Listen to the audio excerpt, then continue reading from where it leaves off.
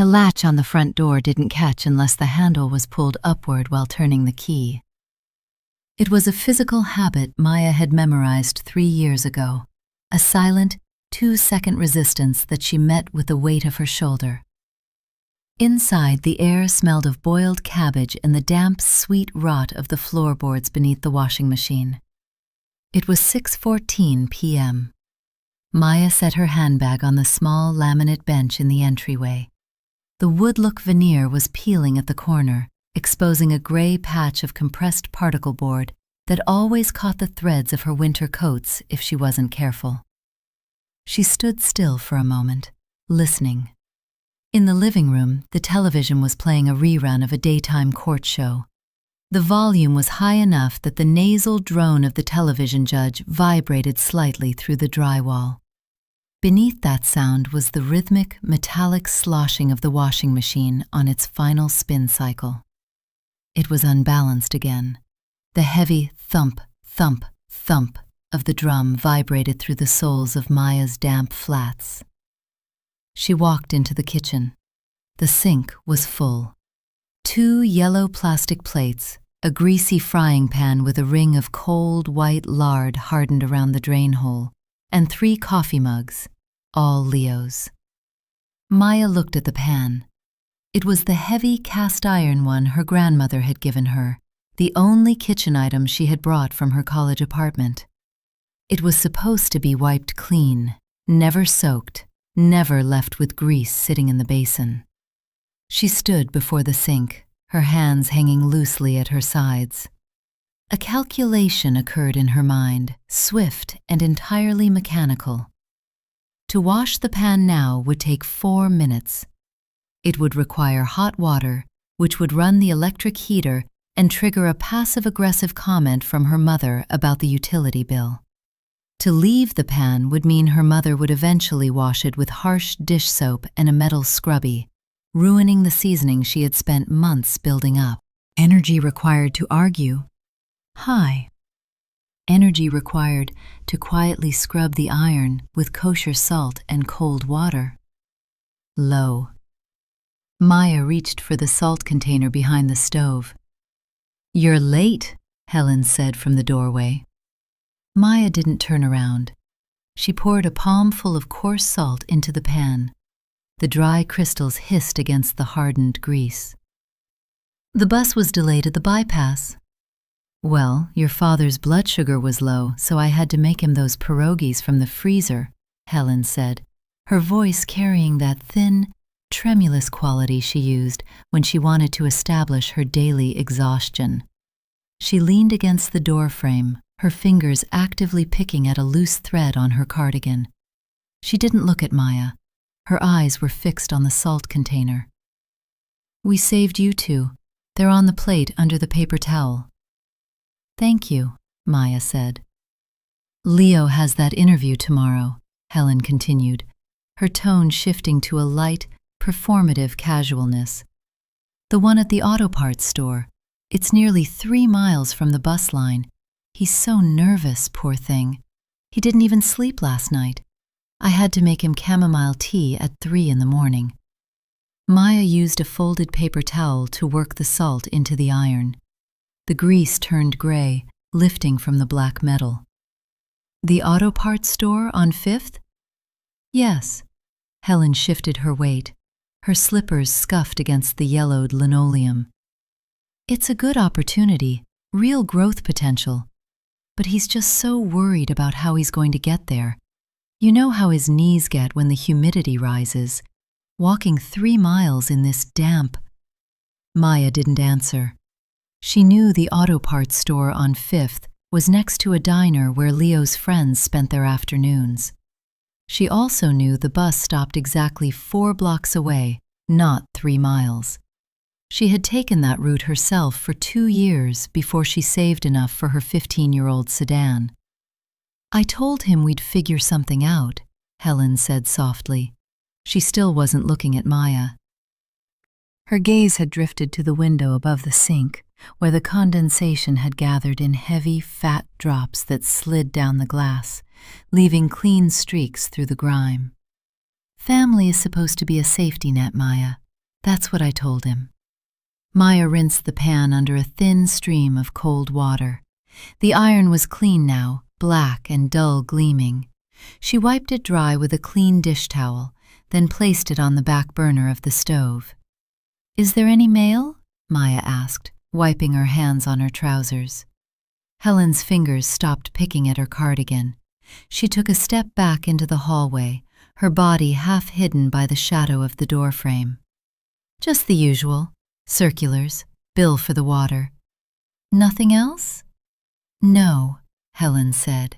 Her voice was slightly higher than usual, her chin tilting upward in a gesture she used when she felt her authority was being subtly questioned. "Why? Are you expecting something?" "The bank," Maya said, her voice flat. "My statement should have arrived yesterday. I didn't see it in the box." "Oh, well, the mail carrier has been so sloppy lately. Probably put it in the neighbor's box again," Helen said. She turned back toward the living room, her slippers dragging. "Don't forget to eat those pierogies before they get cold, Maya. It's a waste otherwise." Maya waited until the sound of the television judge returned to its full, uninterrupted volume. She walked slowly into the hallway.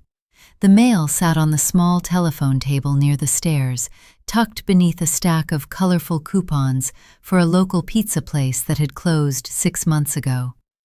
Maya lifted the coupons. Underneath them was a single windowed envelope. It wasn't her bank statement. The paper was heavy, a high-grade bond that felt stiff and professional between her fingertips. The return address in the upper left corner was printed in a small serif font, Apex Capital Services, LLC. Directly below the window, printed in bold black ink, were the words, "Notice of Credit Approval and Disbursement." The envelope was addressed to Maya L. Vance, but the seal had already been broken. The paper along the top edge of the envelope was ragged, torn open by a thumb that had been shoved carelessly through the paper. Maya stood in the dim light of the hallway, the smell of stale garlic and damp carpet settling around her. From the living room, her father gave a dry, rattling cough, followed by the sound of Leo's laughter, bright, loud, and entirely without worry. She slid her finger into the torn envelope and pulled out the folded document inside. The paper was stiff, the kind of heavy bond stock that cheap lenders use to make their interest rates feel prestigious. At the top, the logo for Apex Capital Services was embossed in a dark, glossy blue that caught the weak light of the hallway bulb. Maya unfolded it completely. Retail installment contract and security agreement. Her eyes didn't skip to the bottom where the signature line was. She had worked in logistics long enough to know that the devil of any contract lived in the margins and the small print. Amount financed, $24,540. Annual percentage rate, APR, 18.99%. Total of payments, $39,812.40. Monthly payment, $552.95 for 72 months. The first payment was due on the 15th of next month. Maya's thumb ran over the printed name of the primary borrower, Maya L. Vance. Below it, her Social Security number was listed, with only the last 4 digits visible, 6842. They had her date of birth correct. They had her employer correct, Lakeside Logistics, LLC. And her monthly income was listed as $3,100, which was exactly $400 more than she actually made. Someone had inflated her earnings to meet the debt-to-income ratio. She looked at the cosigner line. It was blank. The bathroom door at the end of the hall clicked open. Arthur stepped out, pulling at the waistband of his faded gray sweatpants. He smelled of cheap menthol cigarettes and the medicinal wintergreen rub he used on his lower back. He stopped, when he saw her standing by the telephone table, the white sheet of paper held open in both hands. His eyes didn't rise to meet hers. Instead, they lingered on the paper, then drifted to the faded floral wallpaper behind her head. He cleared his throat, a wet, rattling sound. "The draft under that front door's getting worse," he said, his voice low and gravelly from years of smoking. "We need to get some of that foam tape from the hardware store before the ground freezes." Maya didn't lower the paper. "Did you sign this, Dad?" Arthur's thumb hooked into his pocket. He shuffled his feet, his worn slippers squeaking against the linoleum. "I don't handle the mail, Maya. You know your mother keeps track of the bills. My head's too cluttered with the clinic appointments." "It's a car loan," she said. Her voice was quiet, devoid of the tremor that usually came with anger. It was the same tone she used when a shipping manifest didn't match the pallet count at work. $24,000. In my name. Arthur looked at the floorboards between them. He let out a long, slow sigh that smelled of stale coffee. "Your brother needs a reliable way to get to work, Maya. You know how it is. A young man without wheels. He's got no dignity. People look at him like he's nothing." "He doesn't have a job," Maya said. "He's got that interview tomorrow," Arthur muttered, his voice dropping even lower, as if the walls themselves might carry the argument to the living room.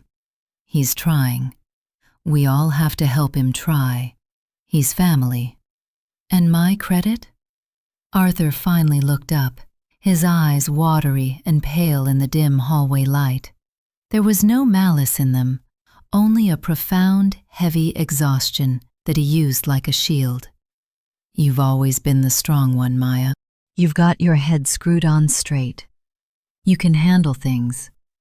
Leo, he just needs a little push, a fresh start." He didn't wait for her to reply. He stepped past her, his shoulder brushing against her coat hanging on the wall pegs, and disappeared into the living room. A moment later, the volume on the television rose by 3 decibels. Maya stood alone in the hallway. She felt no sudden rush of adrenaline. There was no tightness in her chest. Instead, a cold, dull weight settled into her stomach, the familiar calculation of survival. To shout now would bring Helen out of the kitchen. Helen would cry. She would clutch her chest and remind Maya of the 3 years they had housed her during her college transition, of the food she ate, of the electric bill she didn't fully cover in 2024. Leo would emerge from his room, defensive and loud, calling her selfish, pointing out that she already had a car while he was forced to walk. They would turn her anger into a family tragedy where she was the villain. Energy required for a screaming match, immense. Probability of them canceling the loan, 0. Maya folded the paper back along its sharp creases.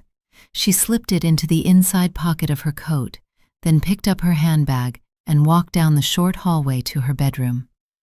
Her room was the size of a walk-in closet, originally designed as a pantry off the kitchen. It held a single twin bed, a laminate dresser with a drawer that didn't shut all the way, and a metal folding chair. The air in here was always colder than the rest of the house because the single register on the floor was rusted shut. She sat on the edge of the mattress. The springs groaned in protest. She took out her phone. Her fingers were steady, though they felt stiff from the chill in the room. She opened her banking app first. The balance in her checking account was exactly $114.12. The balance in her small savings account, the one she was using to build a security deposit for an apartment of her own, was $1,200. Neither account showed any pending deposits or withdrawals from Apex Capital. That meant the loan money had been sent directly to the seller. She opened her email app. In the search bar, she typed Apex Capital. The screen returned empty. No results. Maya frowned. She sat back against the wall, the cold plaster chilling her shoulder blades through her thin blouse. A legitimate loan company would have sent at least 3 verification emails during the application process.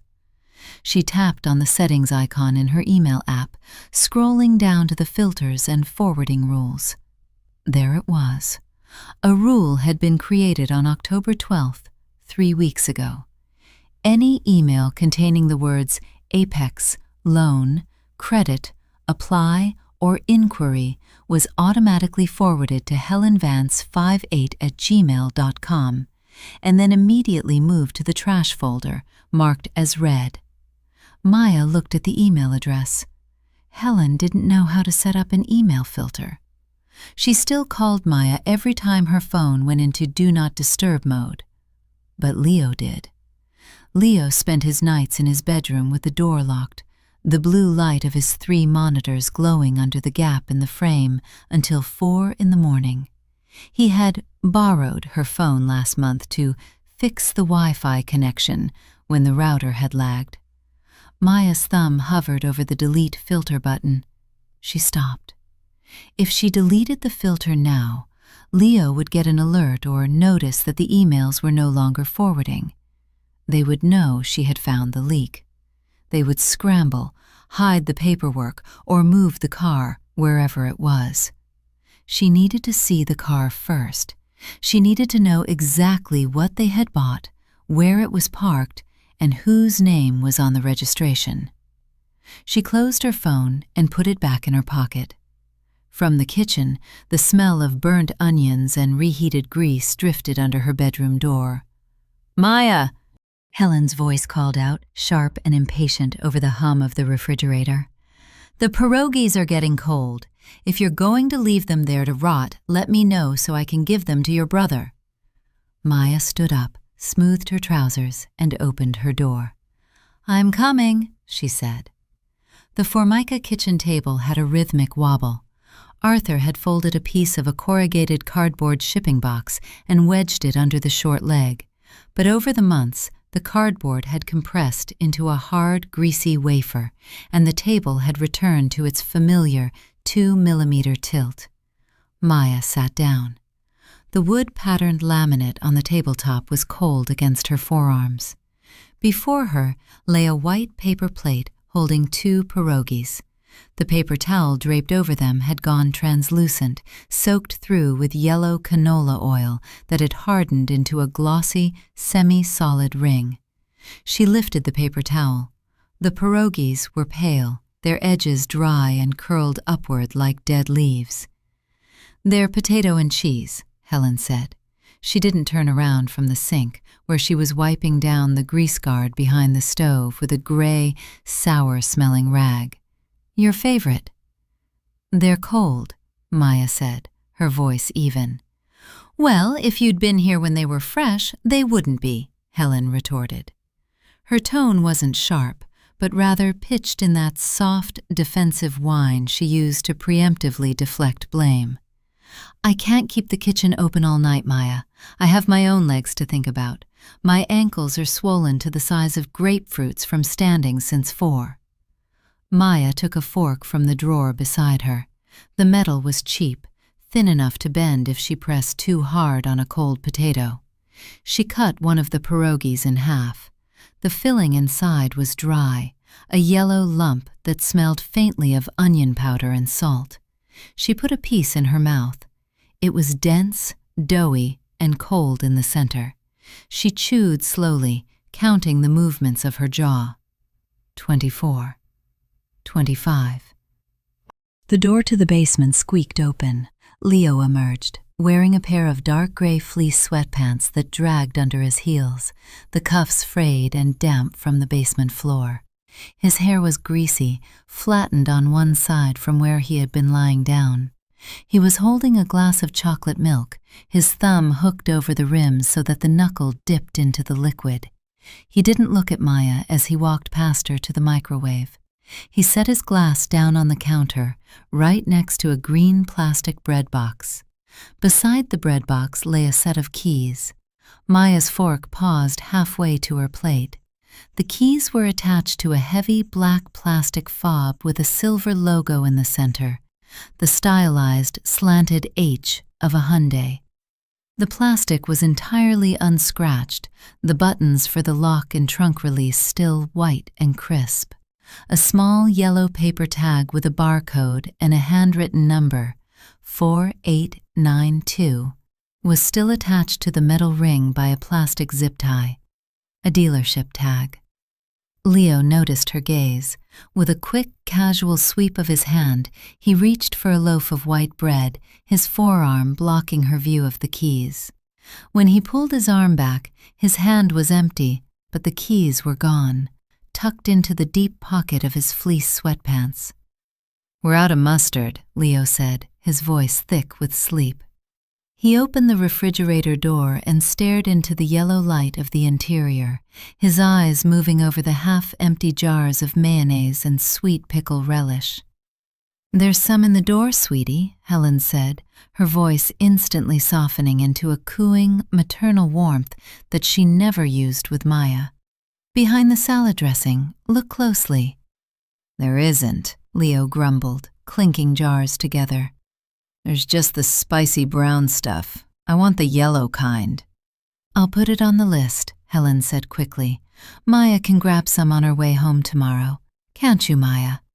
Maya swallowed the cold dough. "I don't have time to go to the store tomorrow. I have a late shift." "It's 5 minutes," Leo muttered, still staring into the fridge. "The store is right by your bus stop." "I'm working until 7, Maya said. "It's just yellow mustard, Maya," Helen said. She had stopped wiping the stove. Her hands were flat against the countertop, her back still turned. "Your brother has a big day tomorrow. He deserves to have a decent lunch before he goes. It's hard enough for him as it is." Maya looked at Leo. He was 21 years old. He had a faint mustache that he didn't trim properly, and his fingernails were dirty from where he'd been tinkering with an old lawnmower engine in the backyard that had been sitting in the weeds for 2 years. He had never held a job for more than 3 weeks. His last employer, a local car wash, had let him go because he simply stopped showing up on Tuesdays. Yet he had a brand new key fob in his pocket, a key fob paid for by an interest rate of 18.99% under Maya's name. "Where is the car, Leo?" Maya asked. The kitchen grew very quiet. The only sound was the low, rhythmic rattle of the old refrigerator compressor. Leo didn't close the fridge door. He remained hunched over, his hand resting on the plastic milk carton inside. "What car?" "The one those keys belong to," Maya said. Her voice remained low, conversational, as if she were asking about the weather. Helen turned around slowly. Her face was pale, her lips pressed into a thin, tight line that made the wrinkles around her mouth look like deep gray cracks. "What are you talking about, Maya? What keys?" "The ones with the dealership tag," Maya said. She looked directly at Leo's pocket, where the heavy plastic fob made a distinct, angular bulge against his thigh. Leo finally closed the refrigerator door. He didn't look angry, he looked annoyed, his mouth curling into a familiar, petulant pout. "It's just a loaner, from Mike's shop. He's letting me use it to get to the interview." "Mike's shop doesn't deal in Hyundais," Maya said. "He does bodywork on trucks." "Well, he got it from a friend," Leo said. He reached for his chocolate milk, took a long, noisy sip, and wiped his mouth with the back of his hand. "Why do you have to question everything? I'm trying to get a job. I'm trying to do what you guys always tell me to do. And the first thing you do when I get a lead is start interrogating me like I'm a criminal." "Leo, sweetheart, don't get upset," Helen said, her voice rising in panic. She glared at Maya, her eyes wide with a warning that didn't need words. "Maya, stop it. You're giving your father a headache in the other room. He doesn't need this stress. None of us do." Maya looked down at the remaining half of her pierogi. The oil had begun to separate on the paper plate, forming tiny, clear pools around the edge of the cardboard. She stood up. She didn't say another word. She picked up her paper plate, walked to the trash can beside the pantry, and scraped the cold food into the bag. She placed the cheap metal fork in the sink, rinsed her hands under the cold tap, and dried them on her trousers. "I'm going to bed," she said. "You didn't finish your dinner," Helen called after her, her voice trembling with a mixture of anger and guilt. "I spent an hour over that stove, Maya. An hour." Maya closed her bedroom door behind her. She didn't turn on the overhead light. She sat down on the edge of her bed in the dark, the blue light of the street lamp outside casting long, barred shadows across her floor. She pulled out her phone. Her hand was steady as she opened her web browser, typed in the URL for her credit monitoring service, and entered her password. The blue screen of her phone cast sharp, pale angles across the peeling wallpaper of her bedroom. Maya sat with her back pressed against the cold wooden headboard, her legs pulled up to her chest.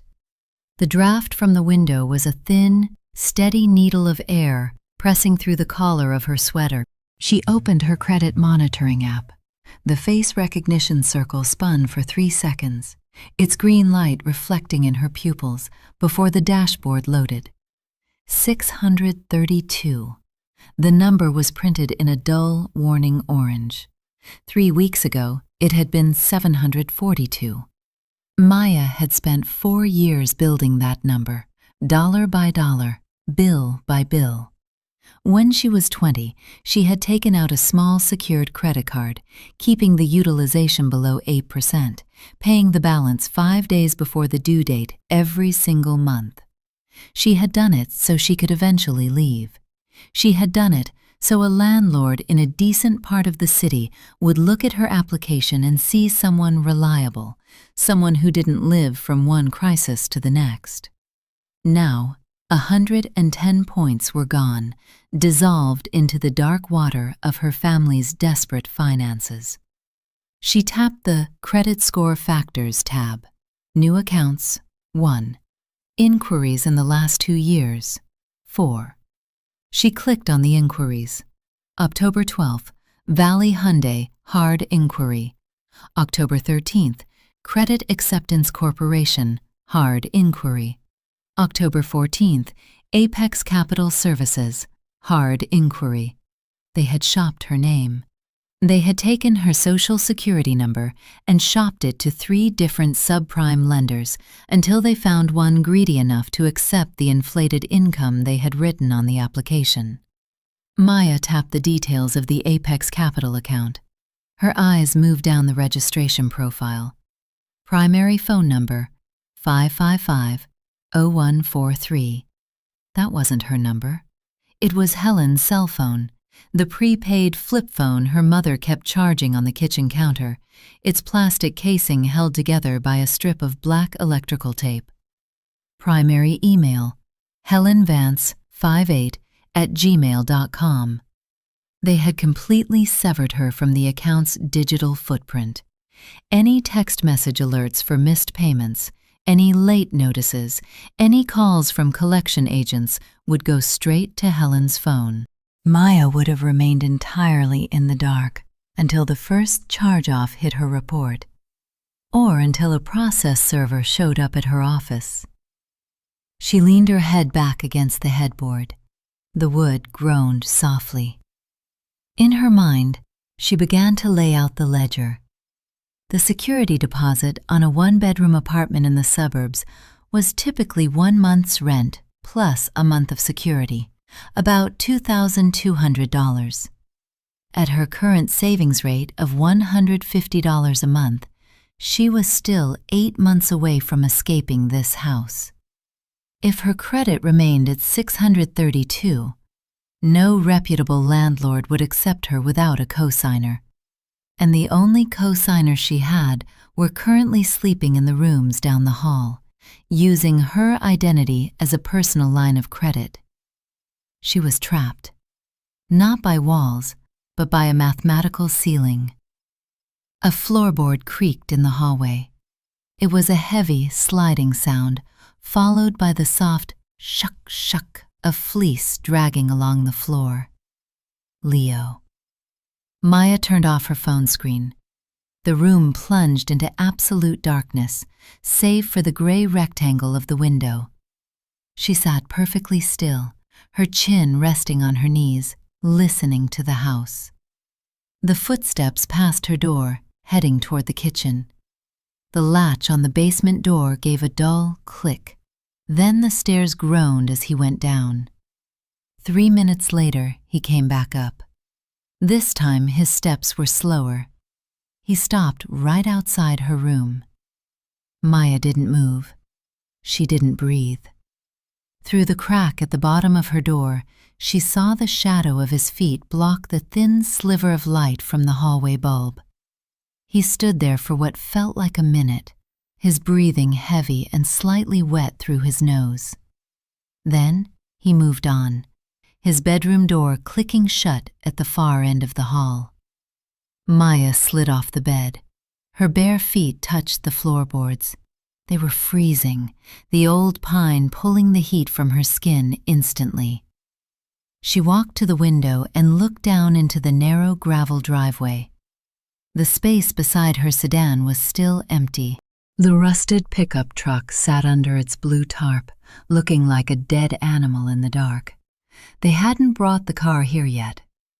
"It's a loaner," Leo had said, but the loan document was dated October 18th. Today was the 26th.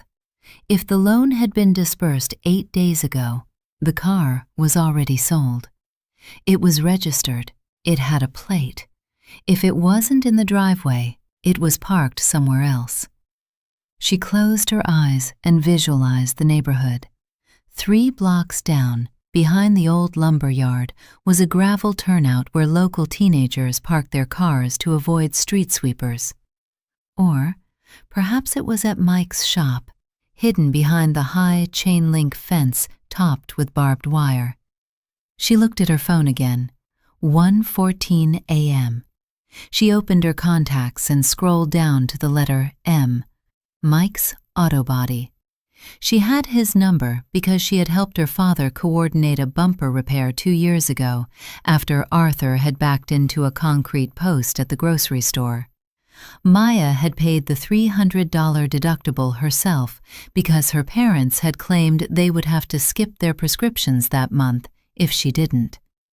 She sat back down on the bed, the cold floor biting at her heels. If she called the dealership tomorrow, what would they tell her? They wouldn't speak to her unless she verified the identity on the account. But she was the identity on the account. She had the social security number, the date of birth, the employer details. But she didn't have the phone number or the email associated with the file.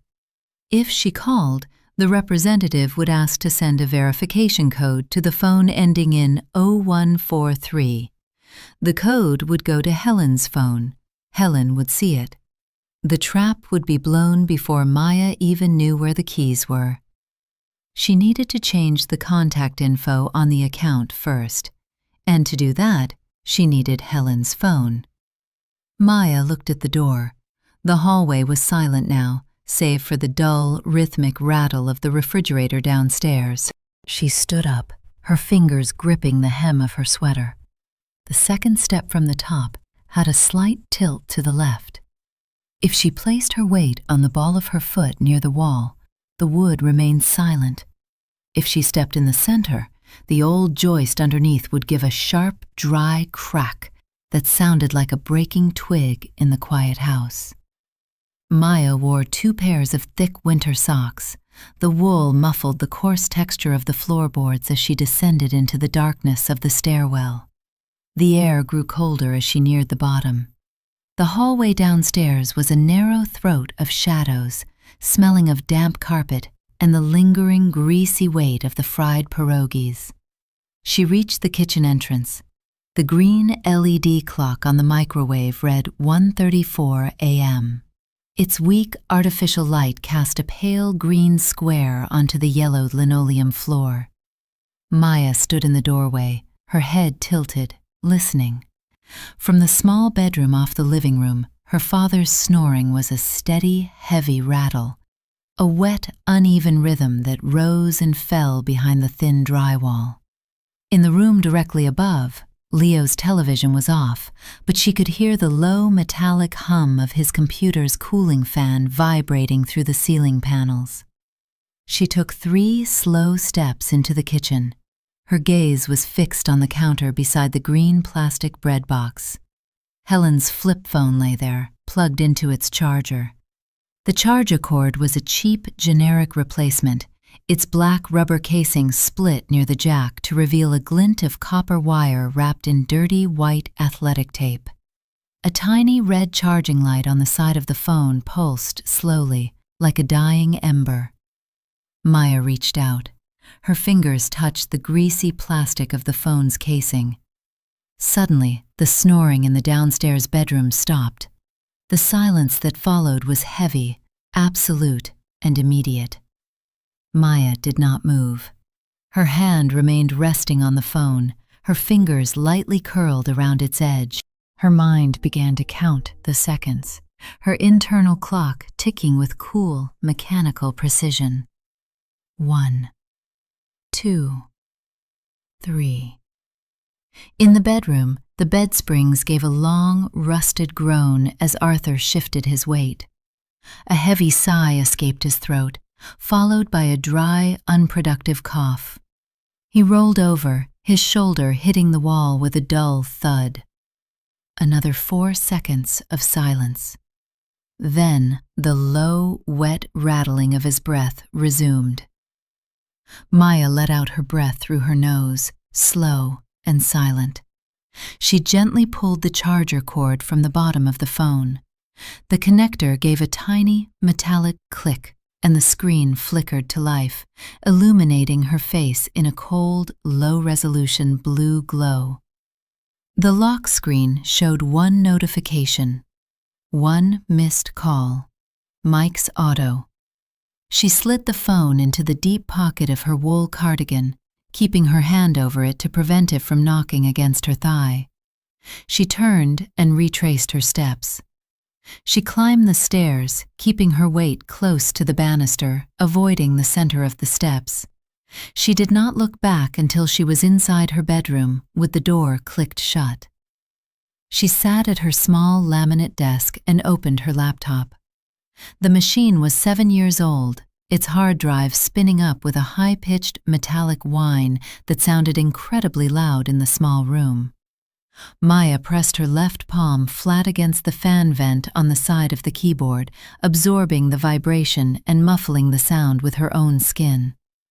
She opened an incognito browser window and navigated to the Apex Capital Services customer portal. She clicked Register New Account. The system prompted her for the loan number, her social security number, and her date of birth. She took the folded document from her coat pocket, laid it flat beside the keyboard, and typed the numbers in, her keystrokes soft and deliberate. Verify your identity. The screen shifted. We will send a 6-digit verification code to the mobile number on file. Asterisk, asterisk, asterisk, asterisk, -0143. Maya clicked Send Code. In her cardigan pocket, Helen's flip phone gave a single, dull vibration against her ribs. She pulled the phone out, flipped it open, and looked at the screen. Apex Capital. Your registration verification code is 894102. This code will expire in 10 minutes. She typed the numbers into the laptop browser. The screen spun for a fraction of a second before refreshing to a new page. Create your credentials. She set the username to an old, secondary email address she hadn't used since high school, one her mother didn't know existed. She created a password, a 20-character string of random letters and numbers that she wrote down on the back of a grocery receipt, which she then folded small and slipped into her sock. The dashboard loaded. There lay the debt, laid out in clean, digital columns. $24,540. 0 payments made. Next payment due November 15th. Maya clicked on Profile Settings. She navigated to Contact Information. She clicked Edit. She replaced Helen's phone number with her own cell phone number. She replaced the recovery email with her primary Yahoo address. She clicked Save Changes. A red warning banner flashed at the top of the screen. For your security, we have sent a confirmation text to the previous number on file. If you did not authorize this change, please contact customer support immediately. The flip phone in her hand vibrated again. Maya opened the inbox. Apex Capital. The contact information on your account has been updated. If you did not request this change, call 1-800-555-0199. With her thumb, she navigated the phone's primitive menu. She selected the message, clicked Delete, and confirmed. She then opened the Sent folder, verified it was empty, and went to the Trash folder. She deleted the verification code text and the change alert text from the phone's memory entirely. She closed the flip phone. The blue light faded, leaving the plastic casing cold and dark in her hand. She looked back at the laptop screen. Under Documents, she clicked on the Retail Installment Contract PDF. She scrolled down to the signature block at the bottom of page 4. There was her name, Maya L. Vance, written in a shaky, sweeping cursive that attempted to mimic her handwriting. The letters were too rounded, the slant too steep. It was the signature of someone trying too hard to look natural. Below it, the dealer representative had signed T. Kowalski, Valley Hyundai. At the bottom of the page, under Vehicle Delivery Receipt, was a line that made Maya's fingers tighten against the plastic edge of her laptop. Vehicle delivered to purchaser at 1400 Northway Mile on October 22nd. The car was already gone from the dealership. It had been gone for 4 days. Maya closed the laptop lid. The fan whined down to a halt, leaving only the cold draft from the window to fill the silence. She stood up, the flip phone heavy in her pocket. She had to put it back before 6 a.m. Returning the flip phone to the kitchen counter took exactly 90 seconds. Maya slipped down the stairs at 2:30 a.m., her feet finding the silent margins of the wood. She laid the device back beside the green plastic bread box and slid the split charging cord into the port. The tiny red LED began its slow, rhythmic pulse again, casting a weak, blood-colored glow over the laminate counter. She returned to her room, shut the door, and lay awake under her thin blanket until the gray, wet light of dawn began to seep through the window pane. At 6 a.m., her phone vibrated on the mattress. Normally, Maya's morning followed a strict, unwritten schedule of domestic maintenance. She would go downstairs, empty the dishwasher so the kitchen would be clean before Helen started cooking, fill the glass carafe of the old Mr. Coffee machine, and set out 3 white pills on a small blue saucer beside Arthur's favorite mug. If Leo had left his greasy plates from his midnight snack on the counter, she would wash them, dry them, and put them away so Helen wouldn't begin her day with a loud, theatrical sigh about the state of the house. Today, Maya got dressed in her navy work trousers and her cream blouse. She pulled her hair back into a tight, neat bun. She picked up her handbag, her wool coat, and the folded grocery receipt with her new Apex Capital password written on the back. She walked downstairs at 6:15 a.m. The kitchen was cold. The linoleum felt stiff under her socks. In the sink, Leo's coffee mugs and the paper plate with the grease ring from the pierogies sat exactly where they had been left. The lard in the frying pan had turned a solid, flaky white. Maya didn't touch them. She bypassed the coffee maker entirely. Instead, she took a small ceramic mug from the upper cabinet, put a single spoonful of cheap instant coffee crystals into the bottom, and filled it with hot tap water. She didn't turn on the stove or the kettle. She stood by the window, stirring the brown water with a metal spoon until the crystals dissolved. The stairs groaned. Helen came down the steps, her faded flannel robe wrapped tightly around her waist.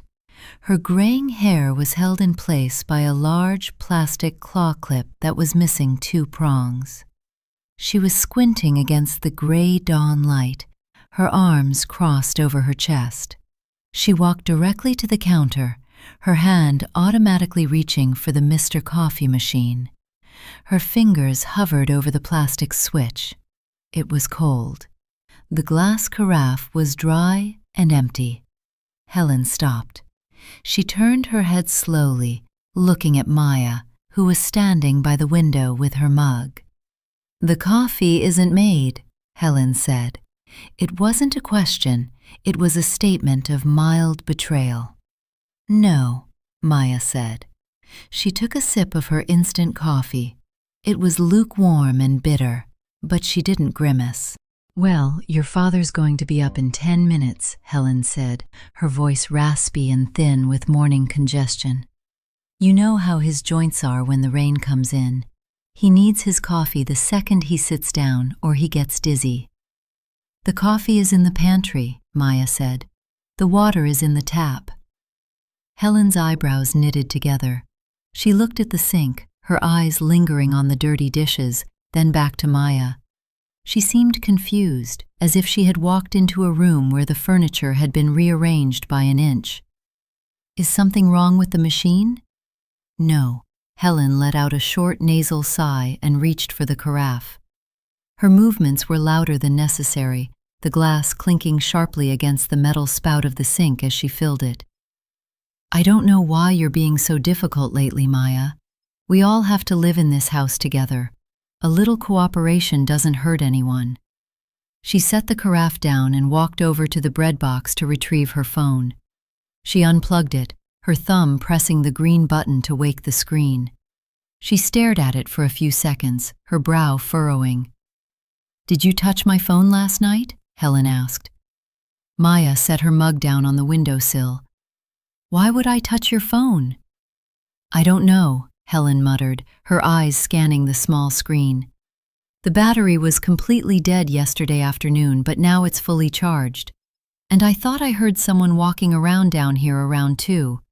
The floorboards were creaking right outside my door." "The house settles when the temperature drops," Maya said. "It was 45 degrees last night." Helen didn't look entirely convinced, but she let the matter drop, sliding the phone into the deep pocket of her robe. She went back to the coffee machine, measuring out the ground coffee with a plastic scoop. "Leo's interview is at 10, Helen said, her tone shifting into a lighter, more manipulative register. "It's all the way over on the Northway Mile. I was thinking, since you work right down the road from there, maybe you could take an early lunch. You could come back here, pick him up, and drop him off. It would save him the bus fare, and he wouldn't have to walk in this damp. He's so worried about his collar getting wet." Maya looked at her watch. 6:42 a.m. Her bus was due in 18 minutes. "I can't do that, Mom," Maya said. Helen's hand paused with the scoop of coffee. She turned, her face tightening. "What do you mean you can't? It's your brother's future, Maya. He's finally trying to make something of himself. It's just an hour of your time." "I don't get an hour for lunch," Maya said. "I get 30 minutes, and my supervisor is tracking our clock-in times this month because of the shipping backlogs." "Well, surely you can tell them it's a family emergency," Helen said, her voice rising slightly, the polite veneer beginning to crack. "Family comes first, Maya. That's what we've always taught you. If Leo misses this interview because you couldn't be bothered to drive 15 minutes, He can take the number 9 bus, Maya said. It drops off at the corner of Northway and 4th. It's a 3-block walk. With his knees? Helen's voice was sharp now. You know he has that fluid buildup from when he fell off the porch last winter. He can't be walking 3 blocks in the mist. Why are you being so selfish? Maya looked at her mother. She didn't feel the familiar, heavy guilt that usually accompanied these conversations. She felt nothing at all, just a dry, analytical distance. She picked up her mug, walked to the sink, and poured the remaining cold coffee down the drain. She washed the mug, dried it with the clean towel, and placed it back in the cabinet. She left Leo's dirty mugs untouched in the basin. I have to go, Maya said. You didn't set out your father's water, Helen called after her, her voice thin and sharp with anger. Maya, the saucer isn't even on the table. Maya didn't answer. She walked into the entryway, pulled on her wool coat, and picked up her bag. She lifted the front door handle, turned the key, and stepped out onto the concrete porch. The morning air was thick with gray mist that clung to the power lines and turned the gravel driveway dark and wet. She walked down the steps, her flats pressing into the damp gravel, and headed toward the bus stop at the corner. The office of Lakeside Logistics sat in the elbow of a corrugated tin warehouse, separated from the loading docks by a double-paned window that vibrated every time a flatbed backed into the bay. The air inside smelled of ozone, burnt coffee, and the dry metallic dust that drifted off the cardboard shipping boxes. Maya sat at her desk, her fingers moving in a steady, practiced rhythm over the clunky keys of her terminal. She was entering inventory codes from a stack of pink carbon copy manifests. Item 402-B. Quantity 50. Status inbound. The green cursor on her screen blinked with a tiny, relentless pulse. Beneath her desk, a small gray space heater hummed, blowing a dry, plastic-scented heat against her shins, while the rest of the room remained stubbornly cold. At 12:15 p.m., the warehouse bell rang, signaling the start of the lunch hour. The 3 other administrative assistants in the room stood up, their chairs scraping loudly against the vinyl floor tiles. They gathered their coats and left for the diner down the road, their voices fading into the gravel parking lot outside. Maya stayed behind. She waited until the glass door of the office settled into its frame, the latch clicking shut. She reached into her handbag and pulled out the yellow sticky note where she had transcribed the vehicle details from the contract. She picked up the heavy, gray handset of the office landline and dialed the number for Valley Hyundai. The phone rang 3 times before a cheerful, recorded voice directed her to the sales department. "Sales, this is Todd," a man's voice said, slick and hurried. In the background, Maya could hear the muffled chime of a showroom door opening and the low murmur of a radio. "Hi, Todd," Maya said, her voice dropping into the polite, professional register she used when dealing with difficult freight carriers. "My name is Maya Vance. I purchased a 2021 Hyundai Elantra from your dealership last week, and I'm currently trying to update my auto insurance policy. I seem to have misplaced my copy of the delivery receipt with the VIN and the temporary plate number." "Oh, absolutely, Ms. Vance." Todd's voice warmed up instantly. "Let me pull up your file. Give me just a second here. Vance, VANCE, correct?" "Yes, Maya L." The sound of rapid keyboard clicking came through the receiver. Maya held the phone close to her ear, her thumb tracing the plastic edge of her desk. Her breath was steady, her face completely expressionless as she looked out at the empty, gray cubicles. Okay, yes, I see it here, Todd said. The gray Elantra. Very clean car, by the way. Only 22,000 miles on it. You got a great deal. Thank you. Could you read off the VIN for me? Sure thing. It's KMHDK46DMU718942. And the temporary tag number is X48294L. Maya wrote the numbers down on her notepad, her pen pressing firmly into the paper. And just so I can verify my records, what was the exact date of delivery? Let's see, October 22nd. It was signed off at 4:30 p.m. And who took physical possession of the keys? Maya asked, keeping her tone light, almost conversational. My records are a bit disorganized. I want to make sure the delivery receipt matches my insurance paperwork. There was a brief pause on the line. The keyboard clicked twice more. Oh, it was delivered to your brother Leo, Todd said. We have the delivery authorization form here.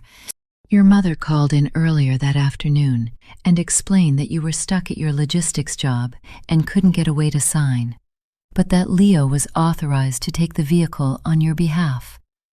Maya's pen stopped. An authorization form? She asked. Yes, the limited power of attorney, Todd said, his voice entirely casual, untroubled by the massive legal red flag he was describing. The one you signed and emailed over to us. We have the PDF on file. He brought his driver's license, we took a copy of it, and he drove the car off the lot. Everything looked solid on our end. Of course, Maya said.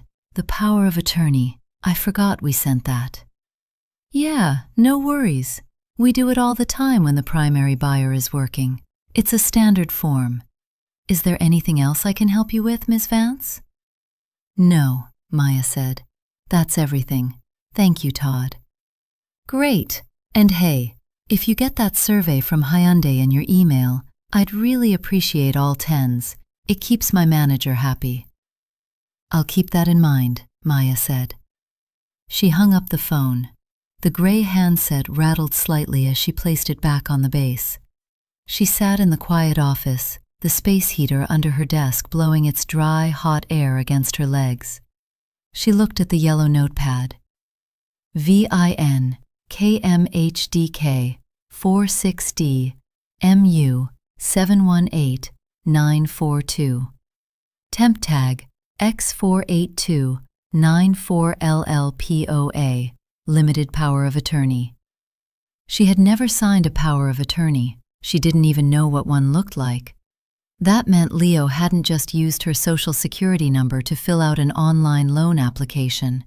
He and Helen had digitized her signature, likely from an old tax return or her college graduation paperwork, and pasted it onto a legal document to bypass the dealership's physical verification process. And the dealership, desperate to close a high-interest subprime sale before the end of the month, had accepted a digital signature and handed the keys to a 21-year-old with a suspended license and no insurance. Maya picked up her pen. She began a new column on her notepad, labeling it, The Ledger of Liability. Valley Hyundai, negligence in vehicle release, failure to verify buyer identity. Apex Capital Services, predatory loan, lack of proper authentication. Helen Vance, forgery, mail interception. Leo Vance, identity theft, grand theft auto, forgery. She looked at the names. If she went to the police right now, the system would move with its usual clumsy violence. They would file a report. They would contact the dealership. Leo would be arrested, but her credit score would remain ruined during the months of investigation, and the debt would still hang over her name like a dark cloud until the court finalized the fraud determination. No. If she did it their way, she would be dragged through the mud with them. She would be the one explaining herself to investigators, answering questions about why her mother had her social security number in the first place. She needed to gather the physical proof first. She needed the digitized document they had sent to the dealer. And she knew exactly where it was. It would be in the Sent folder of the email address they had used to apply for the loan. helenvance58@gmail.com. The email address that Leo had set up and that he likely kept logged in on his computer in the basement. Maya crossed out the third line on her pad, the one with her mother's name, and drew a small, neat arrow pointing to the word access. She had to get into that basement. The walk from the bus stop was 3 blocks through a cold, thin drizzle that turned the blacktop of the road into a slick, reflective mirror. By the time Maya reached the gravel driveway, the hem of her trousers was damp, clinging to her ankles with a heavy woolen chill. She turned her key in the front lock, lifting the handle with her shoulder to coax the deadbolt open. The moment she stepped inside, she smelled the meatloaf. It was a rich, heavy scent of garlic powder, ground beef, and baked ketchup. In the Vance household, meatloaf was not a casual Tuesday dinner. It was a strategic asset. Helen only cooked it when the tension in the house reached a level that threatened the domestic peace, or when a major financial request was about to be made. It was the culinary equivalent of an olive branch, offered with a side of instant mashed potatoes. Maya hung her wet coat on the wooden peg in the hall. She wiped her flats on the stiff coir mat, ensuring she left no damp tracks on the linoleum. "Maya, is that you?" Helen's voice called out from the kitchen. It was light, almost sing-song, completely stripped of the morning's sharp edge. "Yes," Maya said. She walked into the kitchen. The table had been cleared of the morning's clutter. The wobbly leg had been reinforced with a fresh piece of cardboard, and a clean yellow paper napkin sat beside each setting. Leo was sitting at the table. He was wearing a clean collared shirt, though it was wrinkled from being left at the bottom of his laundry basket, and his hair was wet, combed back neatly. He was scrolling through his phone, a small, satisfied smirk playing on his lips. "There she is," Helen said, turning from the stove with a wide, performative smile. She looked older in the overhead fluorescent light, the lines around her eyes deep and casting gray shadows, but her energy was high, frantic even. "Sit down, sweetie. You must be freezing. The rain is just awful out there." Maya sat. She didn't look at Leo, but she could smell his cologne, a sharp, synthetic citrus scent that he always oversprayed when he wanted to feel important. "How was your day?" Helen asked, sliding a thick, steaming slice of meatloaf onto a plate in front of Maya. A neat mound of white potatoes sat beside it, complete with a small well of brown gravy. "The same," Maya said. She picked up her fork. "Busy." "Well, we had a very exciting afternoon here," Helen said, leaning against the counter and folding her arms.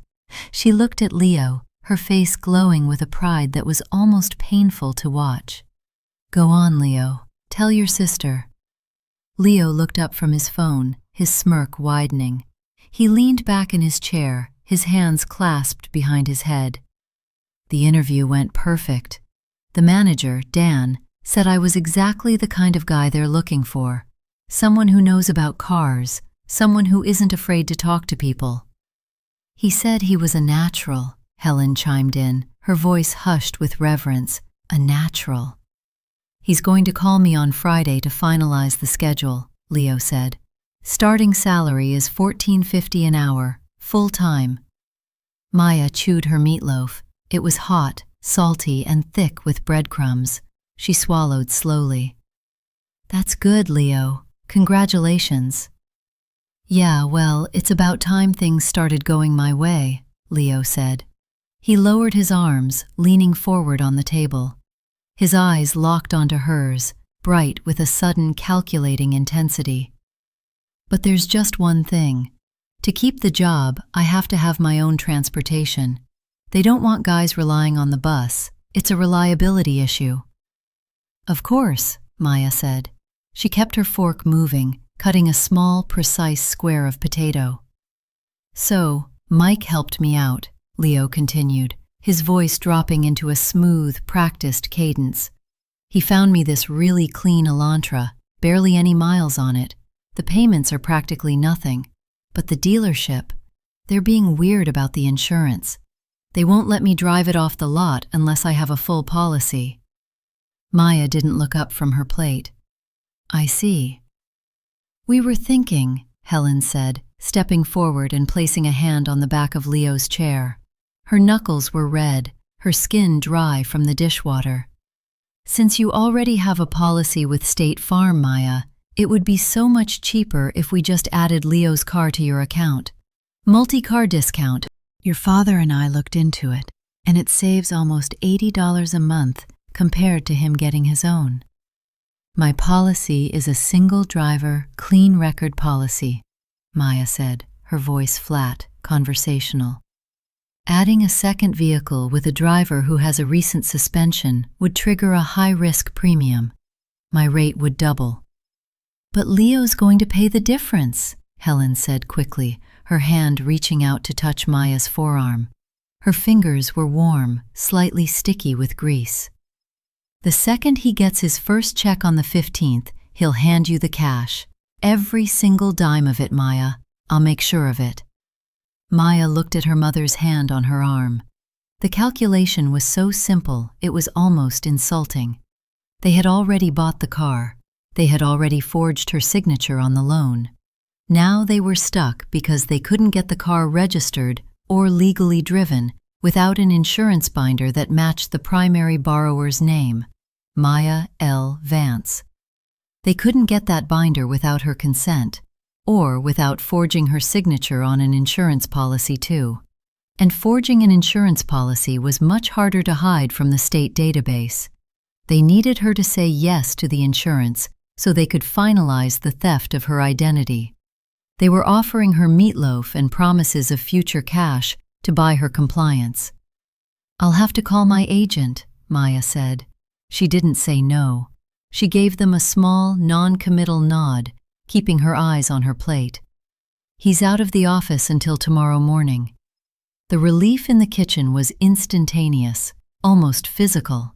Helen let out a long, shuddering breath, her shoulders dropping 3 inches.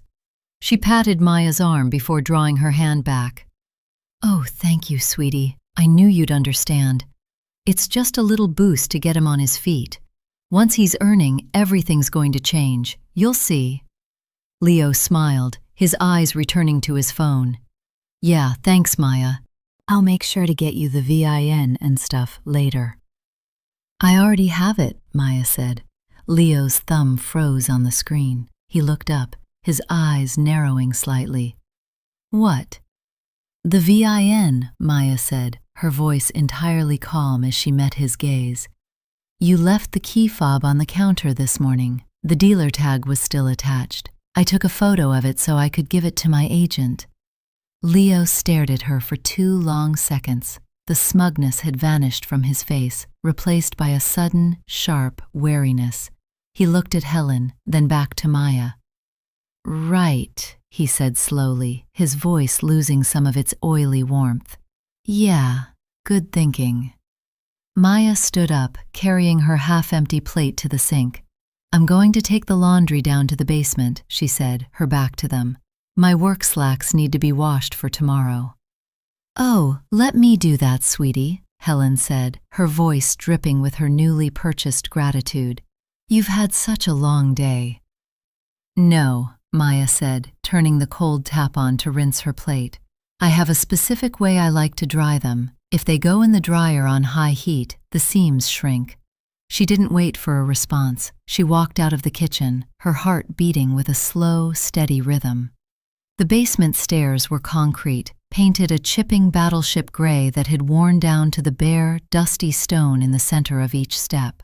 The air down here was always 10 degrees colder than the rest of the house, thick with the smell of laundry detergent, rust, and the damp, chalky scent of white efflorescence blooming on the foundation blocks. Maya descended slowly, holding the rough wooden handrail. At the bottom of the stairs, the basement split. To the left was the utility side, the rusted oil tank, the humming water heater with its slow, mineral-crusted drip, and the old top-loading washing machine. To the right was Leo's space, partitioned off from the rest of the cellar by a heavy, dark green army surplus blanket hung from a wire stapled to the ceiling joists. Maya walked to the washing machine. She opened the lid, the rusted hinges giving a sharp, dry shriek.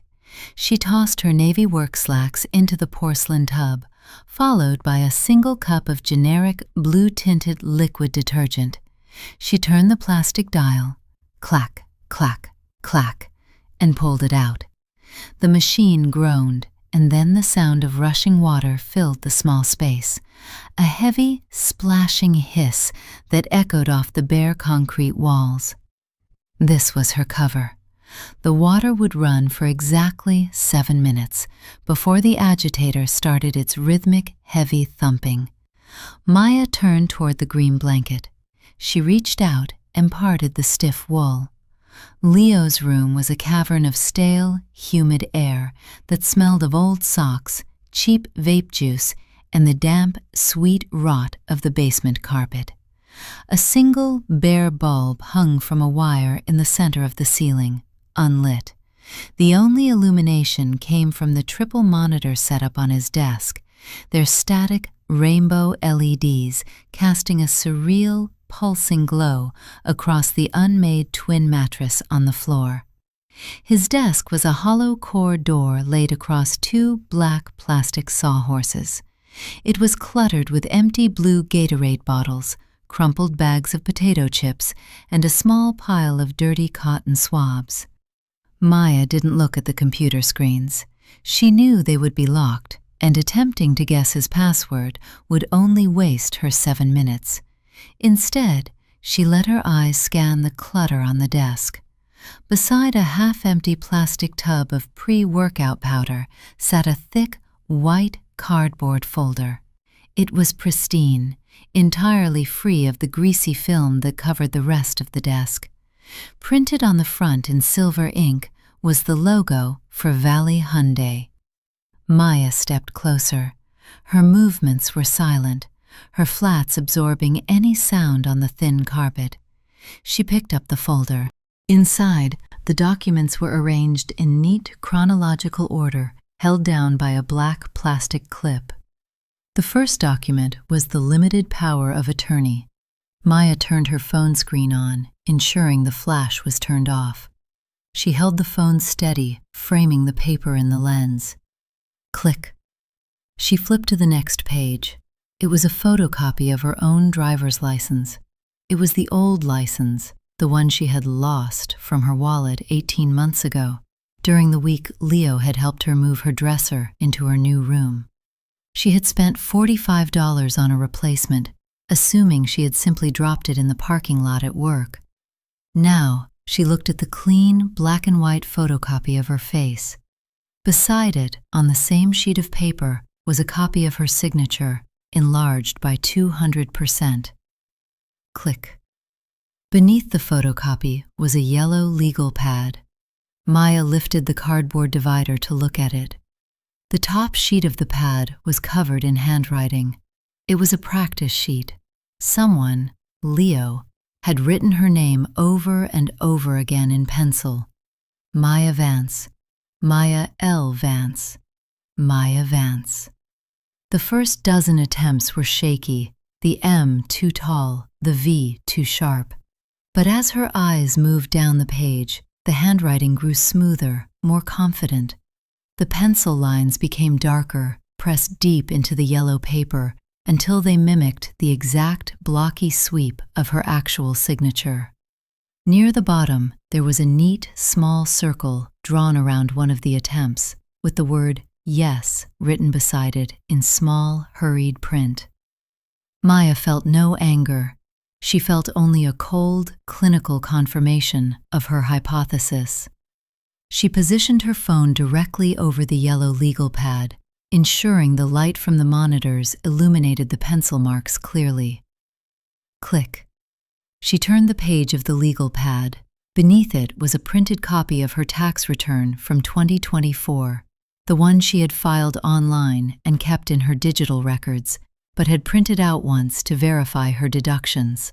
It had been pulled from the locked metal box in her closet.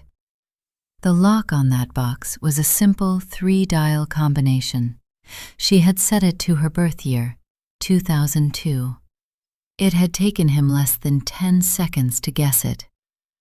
She took a photo of the tax return page, then carefully laid the documents back into the folder. She aligned the folder exactly with the dust-free rectangle it had left on the desk, ensuring the black plastic clip was tilted at the same 15-degree angle she had found it. Suddenly, the splashing of the water in the washing machine stopped. The basement grew quiet, save for the dull metallic clunk of the machine's internal clutch engaging. Directly above her head, the kitchen floorboards gave a long, heavy creak. Footsteps moved toward the basement door. "Leo!" Helen's voice called out from the top of the stairs, her words muffled by the heavy pine door. "Go see if your sister has enough room in the machine for your work shirts. I want to get them washed before the rain gets worse." "She's fine, Mom," Leo's voice answered from the living room, his heavy steps moving toward the hallway. "She's just doing her pants." "Just go check," Helen rasped. "Don't argue with me." Maya didn't run. She stepped backward out of the partition space, letting the green army blanket fall back into place with a soft, heavy thud.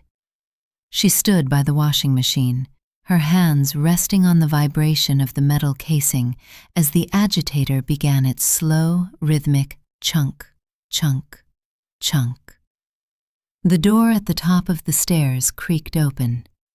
"Maya?" Leo's voice called down, his footsteps pausing on the first battleship gray step. "You down there?" "Yes," she said. She didn't turn around. She reached for the plastic bottle of fabric softener on the shelf above the machine, her hand completely steady. "I'm here." Leo stalked on the bottom concrete landing. He was holding 3 wrinkled polo shirts, 1 red, 2 black, with the cheap embroidered logo of his former car wash job on the chest. He stood with his shoulders slightly rounded, his hands bunching the fabric. His eyes didn't go to Maya first. They darted over her shoulder toward the dark green surplus blanket that partitioned his room. He was looking to see if the fabric was still swaying, if the edge had been tucked differently. "Mom wants me to throw these in," Leo said. His voice was lower than it had been upstairs, stripped of the easy, performative confidence he had worn at the dinner table. "Put them in," Maya said. She stood by the washing machine, her hand resting on the vibrating lid. Inside, the soapy water sloshed with a heavy, wet rhythm, the foam rising to the top of the glass viewport. Leo took 2 steps forward, his slippers scuffing against the damp concrete. He tossed the wrinkled shirts into the tub. He didn't leave immediately. He stood beside her, his arms crossing over his chest, his eyes fixed on the spinning metal drum.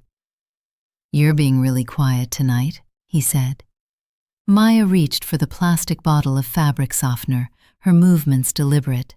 She unscrewed the blue cap, measuring a single ounce of the thick, sweet-scented liquid. "I'm always quiet, Leo." "Yeah, but you seem off," he muttered. He leaned his hip against the dryer, his eyes narrowing slightly as he watched her pour the liquid into the center agitator. "Mom thinks you're mad about the insurance thing. She thinks you're going to screw me over with the agent tomorrow." Maya screwed the cap back onto the bottle, her fingers aligning the plastic threads perfectly. "I told her I would call him." "Yeah, but are you going to?" Leo's tone had a tiny, sharp edge of desperation to it now, the familiar, petulant whine of a child who realized his safety net might have a tear in it. Because if I don't get the binder by Friday, the dealer says they have to report the temporary registration as inactive. I won't be able to drive to the interview follow-up. Maya turned her head to look at him. Under the dim, yellow glare of the single basement bulb, his skin looked pale, slightly greasy. He had the face of their father, the same weak chin, the same heavy lids, but without the years of physical labor to soften the sharpness of his features. He looked like a young man who had never had to carry anything heavier than his own excuses. "I'll call him Leo," Maya said, her voice entirely flat. "I'll tell him exactly what the situation is."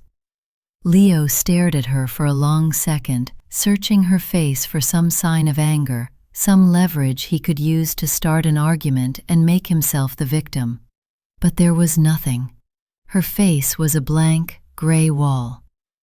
"Right," he said slowly, his shoulders relaxing by an inch. "Yeah, cool, thanks, Maya." He turned and headed back up the concrete stairs, his slippers dragging with a heavy, lazy scuff on each battleship gray step. The door at the top of the stairs clicked shut, the sound muffled by the floorboards above. Maya waited. She stood by the machine until the wash cycle ended, the metal drum spinning down to a halt with a long, mechanical sigh. She transferred her slacks to the dryer, set the timer to 30 minutes on low heat, and went back upstairs. In the living room, Arthur was asleep in his recliner, his chin sunk into his collar, his chest rising and falling with a dry, whistling rattle. Helen was sitting on the sofa, her sewing basket in her lap, though she wasn't sewing. She was staring at the television, her fingers idly rolling a piece of blue thread between her thumb and forefinger. She looked up as Maya entered the hallway. "Did you get everything washed, sweetie?" Helen asked, her voice hushed, her eyes wide with that anxious, pleading warmth. "Yes," Maya said. "I'm going to sleep now." "Okay, sleep well. Don't forget about the agent in the morning, okay? First thing." "I won't," Maya said. She went into her bedroom, locked the door, and sat on the edge of her bed. She pulled out her phone. Her fingers were cold, but they didn't shake. She opened her web browser and navigated to the online portal for the State Department of Motor Vehicles. Because she had her own driver's license number, her social security number, and her date of birth, it took less than 3 minutes to set up an online profile. She clicked on My Registered Vehicles. 2 items appeared on the screen. 2011 Chevrolet Cruze. Plate L92-FKB. Status: active. 2021 Hyundai Elantra. Plate Z51-YRK. Status: active. Registered on October 22nd. Maya zoomed in on the registration details for the Elantra. Registered owner: Maya L. Vance. Mailing address: P.O. Box 412, Oak Creek. Oak Creek was the next town over, about 6 miles north of their house. It was a semi-rural area, mostly small industrial parks and self-storage facilities. There was a small post office there, with a wall of aluminum P.O. boxes. She checked the billing address on the registration. It matched the P.O. box. They had set up a post office box in her name, using her stolen ID, to ensure that the physical title, the registration card, and any photo radar tickets or toll violations would never reach the house. Maya took a screenshot of the DMV screen. Then, she opened her credit monitoring app again. She tapped on the credit freeze option. One by one, she selected the 3 major bureaus: Equifax, Experian, and TransUnion.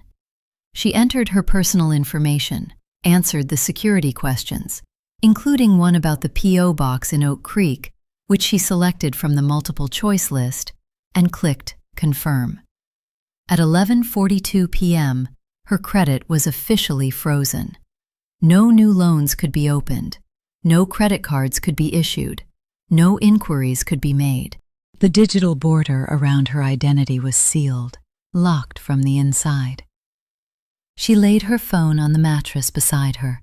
She looked at her yellow notepad on the desk. She had the loan document, the photos of the forgery, the VIN, the temporary tag, the permanent plate number, and the P.O. box address. The first phase was complete. They had built their lie, brick by brick, believing her silence was the mortar that would hold it together. They thought she was just the quiet, reliable girl who would eventually fold because the alternative, ruining her family, was too terrible to contemplate. They didn't realize that her silence wasn't submission, it was a ledger, and she had just finished verifying the numbers. The bus windows were thick with a gray, humid condensation that smelled of wet wool and diesel exhaust. Maya sat with her forehead resting lightly against the cold glass, watching the neon signs of the auto repair shops and fast food drive-thrus blur into long smears of red and yellow light through the rain. At 7:42 a.m., her phone buzzed in her pocket. It was a text from Helen. "Did you call the insurance? Leo is waiting to go pick up the car. Let us know when it's done." Maya let her thumb hover over the screen. She didn't reply. She slipped the phone back into her bag, letting the screen go dark. By the time she walked into the Lakeside Logistics office, the gravel parking lot was already filling with semi-trucks, their engines idling with a deep, low rumble that shook the damp earth. She sat at her desk, hung her damp coat on the back of her chair, and turned on her computer. She waited until 9 a.m., the exact minute her State Farm agent's office opened. She stood up, grabbed her phone, and walked out the back exit of the warehouse. The air in the narrow alleyway between the corrugated tin wall and the concrete loading dock was freezing, smelling of wet asphalt and rotten wood pallets. A light mist settled on her hair as she dialed the number. "State Farm, this is Sarah," a young woman's voice answered. "Hi, Sarah, this is Maya Vance. Policy number 482-94L. "Hi, Ms. Vance, how can I help you today?" "I need to place a security lock on my policy," Maya said. Her voice was thin, carried away by the wind that whistled between the semi-truck trailers, but it was perfectly steady. "I have reason to believe someone is going to try to add a vehicle or make a change to my coverage using my personal details." "Oh," Sarah's voice dropped, the professional cheerfulness replaced by a quiet, cautious tone. "Has there been an identity issue?" "Yes," Maya said. "I need a verbal password added to the account. Nothing is to be changed, no vehicles are to be added, and no binders are to be issued unless I verbally provide that password. Even if the person calling has my social security number and date of birth." "We can absolutely do that," Sarah said. The rapid click of keys came through the line. "What would you like the password to be?" Maya looked down at the gravel. Her toe traced a small circle in the wet stone. "Lakeside." "Lakeside, got it. I've put a hard block on the policy. If anyone calls, the system will immediately prompt for the password. If they can't provide it, the call is terminated and flagged." "Thank you, Sarah. Also, if anyone calls specifically trying to add a 2021 Hyundai Elantra, please note that it is an unauthorized attempt and do not issue any temporary binders." "I've made a note of the vehicle type in the file, Ms. Vance. Is there anything else?" "No," Maya said. "That's all." She hung up. She took a slow, deep breath of the cold air, then unlocked her phone.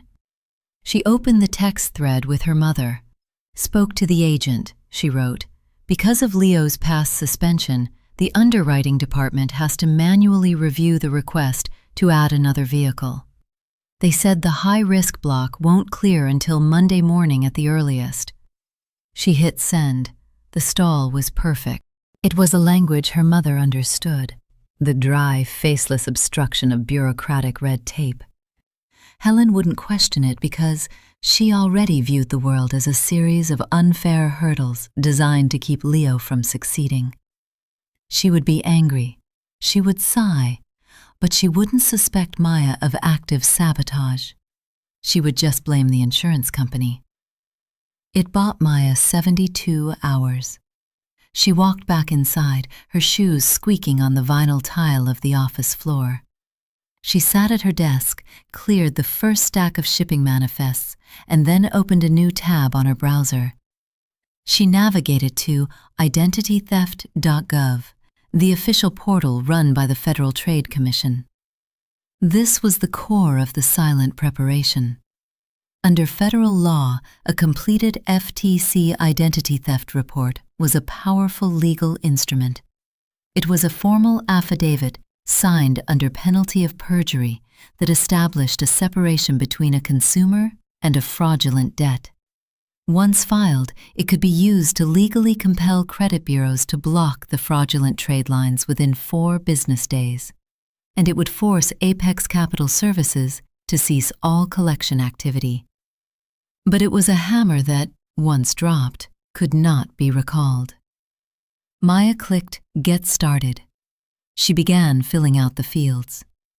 Type of theft: new account opened in my name. Creditor: Apex Capital Services, LLC.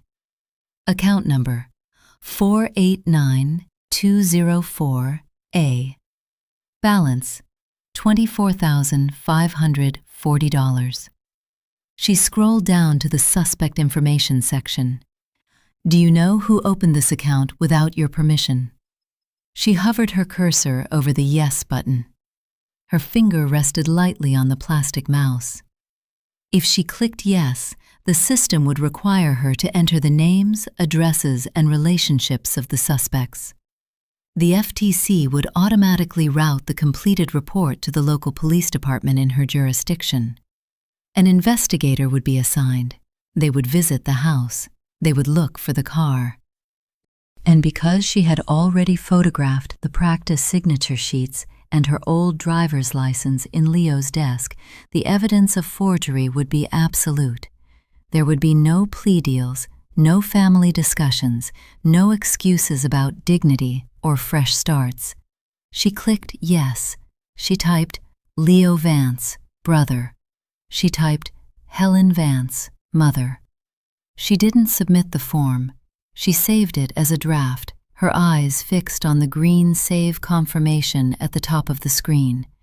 She needed one more piece of the trap to snap shut. She needed to know exactly where the car was parked. If she filed the report while the car was hidden at Mike's shop or parked in some anonymous gravel lot, Leo might have time to dump it, or her parents might hide the keys, claiming they had never seen the vehicle. She needed the police to find Leo behind the wheel, or at least in possession of the keys, on her name's property. She looked at her watch, 10:14 a.m. The auto parts store interview had been scheduled for 10 a.m. She opened her personal email on her phone. She had set up her search filter to forward any Apex Capital or Valley Hyundai emails to her own inbox now, having quietly altered the routing rule she found on Helen's email last night. A new email had arrived 4 minutes ago from Valley Hyundai. It was an automated notification. Thank you for your service appointment reservation, Maya Vance. Your 2021 Hyundai Elantra is scheduled for a multi-point inspection and GPS tracker installation on Saturday, October 27th at 9 a.m. Maya's eyes narrowed. GPS tracker installation. Subprime lenders often required a GPS starter interrupt device to be installed on vehicles sold to high-risk buyers, allowing them to disable the starter and locate the car for repossession if a payment was missed by even 24 hours. And the appointment was tomorrow morning at Valley Hyundai. The rain had returned by 6 p.m., not as a gentle mist, but as a heavy, cold drumming that vibrated through the tin roof of the front porch. The gutters, clogged with rotting oak leaves from the previous autumn, were overflowing, spilling sheets of dark water directly onto the muddy gravel of the driveway. Maya turned her key in the front lock. The door opened to a heavy, suffocating silence. There was no smell of meatloaf tonight. The air in the hallway was sharp and sour. Helen had spent the afternoon descaling the old coffee maker with white vinegar, and the vapor had settled in the damp carpets like a chemical fog. Helen was waiting in the hallway. She stood beside the coat pegs, her arms crossed tightly over her chest, her small flip phone clutched in her right hand. Her eyes were red-rimmed, her face pale under the weak hallway light. She didn't wait for Maya to take off her shoes. "Explain this text, Maya," Helen said. Her voice was thin, but it had a hard, vibrating tension that made her chin tremble.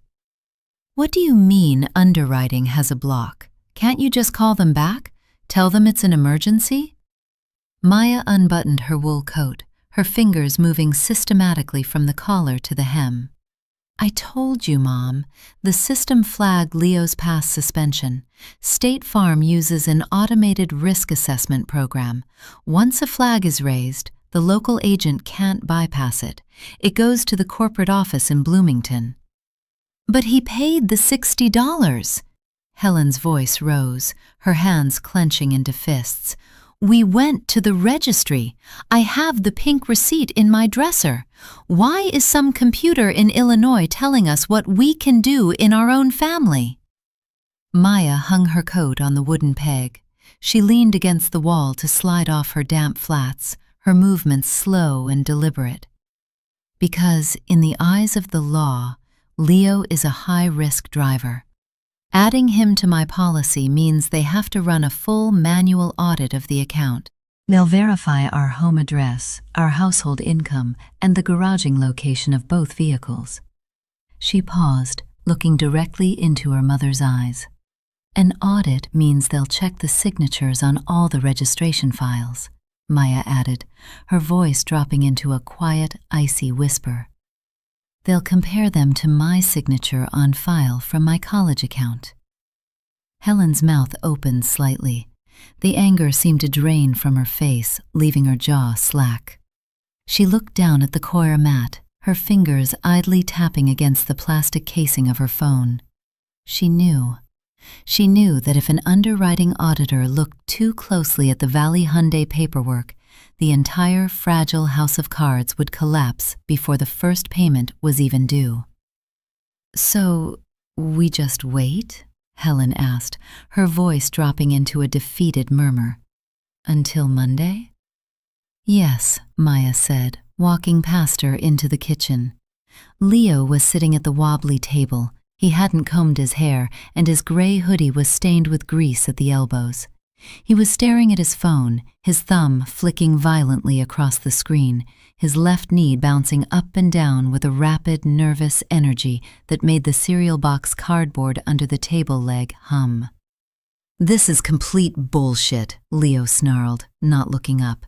"The dealer called me 3 times today, Maya. 3 times. Some guy named Kowalski. He said if I don't bring the car in tomorrow morning by 9 for the GPS tracker installation, the lender is going to initiate a remote disable of the ignition. It's in the contract terms." Maya poured herself a glass of tap water. The pipes rattled behind the drywall, a hollow, metallic clanking. She took a slow sip. The water was cold, tasting faintly of iron and chlorine. "A remote disable," she said. "Yeah," Leo slammed his phone onto the table, the plastic casing clattering against the formica. "They can lock the starter from their office. If they do that, the car is stuck. We can't even move it out of Mike's yard without a flatbed. And Mike's already pissed because it's taking up a bay." "Where is the car parked now?" Maya asked. Leo's eyes darted to Helen, then back to Maya. "It's behind the body shop, under the tarp." If you drive it to the dealership tomorrow without an insurance binder, you're driving an unregistered, uninsured vehicle, Maya said, her tone entirely clinical. The route from Mike's to Valley Hyundai is 6 miles. If you get pulled over, the car is impounded, your license is permanently revoked, and you'll be arrested. With your record, the judge won't give you probation. I'm not getting pulled over, Leo yelled, standing up so fast his chair scraped loudly against the linoleum. I know the back roads. I'll take the dirt road behind the gravel pit. It connects directly to the Northway Mile. No cops ever sit back there. Leo, no, Helen said, stepping into the kitchen, her hand reaching out to clutch his sleeve. It's too risky. If something happens, if you hit a deer, or if someone clips you. What do you want me to do, Mom? Leo turned on her, his face flushed with a dark, petulant anger. Let them disable the car? If they do that, we default on the loan. The credit hit still goes to Maya's name, and we don't even have the Elantra to show for it. We lose everything. We lose everything. Maya watched them. She stood by the sink, the glass of water cool in her palm. In their minds, they were the victims of a heartless financial system and an uncooperative daughter. They had committed identity theft, bank fraud, and forgery, yet they were currently arguing about the unfairness of a GPS tracker. They had completely detached themselves from the morality of their actions, viewing their crimes as simple, necessary maneuvers in the daily war of survival. I have to work tomorrow morning, Maya said, setting her empty glass in the sink. The room fell silent. A Saturday shift? Helen asked, her eyes searching Maya's face. Yes, Maya said. They called in a voluntary overtime shift to clear the backlog from the container ship that was delayed at the port. I have to be at the warehouse by 7:30. I won't be back until 4. This was a lie. Lakeside Logistics was locked on Saturdays, the gravel lot empty, save for the crows that picked at the garbage behind the break room. But it gave them a window. By telling them she would be out of the house from 7:30 a.m. to 4 p.m., she was giving Leo the exact opportunity he needed. He would assume she was safely tucked away at her desk, unable to see him take the risk. He would drive the uninsured car to Valley Hyundai at 9 a.m., confident that his quiet, reliable sister was none the wiser. Oh, Helen said, her shoulders dropping. Well, at least you'll get the time and a half. Yes, Maya said, time and a half. She turned and walked to her bedroom, leaving them in the vinegar-scented quiet of the kitchen to plan their run. The alarm on her phone vibrated under her pillow at 6 a.m. Maya did not hit snooze. She reached under the fabric, silenced the pulse, and sat up in the gray, freezing dark of her room. Her breath was a faint white mist in the dim light. Outside, the rain had stopped, but the trees were still dripping, a slow, rhythmic plip-plop against the metal trash cans beneath her window. She dressed in her standard Saturday clothes, a pair of dark denim jeans, a black turtleneck, and her heavy wool coat. She packed her administrative notebook, her phone charger, and her small thermos into her handbag. She walked down the stairs at 7:10 a.m. The house was completely dark, save for the dull green light of the microwave clock in the kitchen. 1:34 a.m. had passed hours ago. It was now 7:12 a.m. The kitchen smelled of stale vinegar and cold grease. There was no sound from the bedrooms upstairs, nor from the small room off the living room where her father slept. They were all deep in the heavy, untroubled sleep of people who believed their problems had been successfully delegated to someone else. Maya picked up her keys from the telephone table. She didn't lift the front door latch this time. She turned the lock slowly, clicking it open with a soft, metallic slide, and stepped out onto the porch. The gravel of the driveway was wet and dark, crunching softly under her boots. She got into her 15-year-old sedan, the door giving a long, rusted creak as she shut it. She started the engine. It sputtered, coughed, and then settled into its familiar, noisy rattle. She drove out of the neighborhood, the tires kicking up wet gravel. She didn't head toward Lakeside Logistics. Instead, she took the bypass north, driving through the low-lying fog that clung to the drainage ditches and the empty fields. The road was empty, the yellow lines on the asphalt wet and gleaming in her headlights.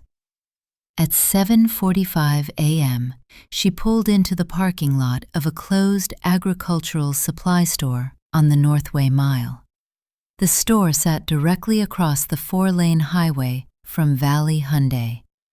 The dealership's lot was a massive, bright expanse of blacktop, lined with rows of clean, polished vehicles with colorful plastic pennants strung between the light poles. A large blue and white sign hovered over the showroom, Valley Hyundai, new and pre-owned. Maya parked her car near a stack of wooden pallets at the edge of the supply store's lot, half hidden by a row of overgrown pine trees. She turned off the engine. The car grew cold almost immediately. Maya pulled her wool coat tighter around her shoulders. She unscrewed the cup of her thermos and poured a small splash of hot, black tea into it.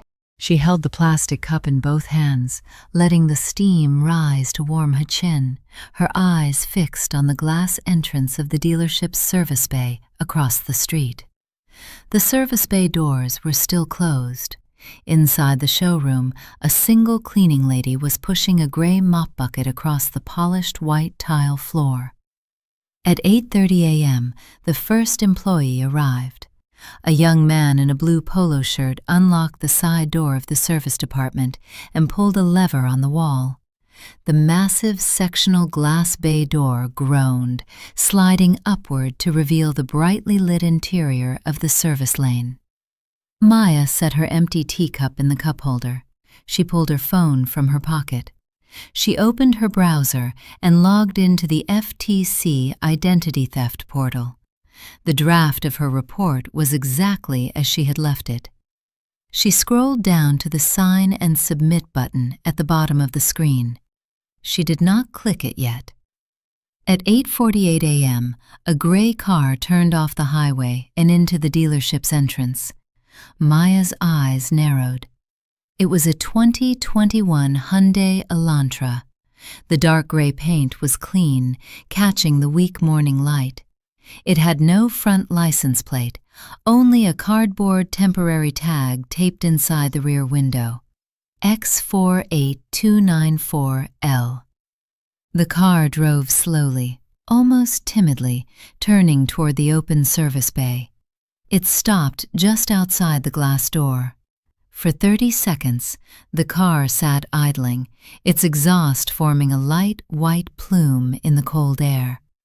Then, the driver's side door opened. Leo stepped out. He was wearing his dark gray fleece sweatpants and a clean black windbreaker. He looked around the lot, his chin tilted upward in that familiar defensive posture, as if he expected someone to challenge his right to be there. He took a deep breath, patted the roof of the car with one hand, and walked toward the service door.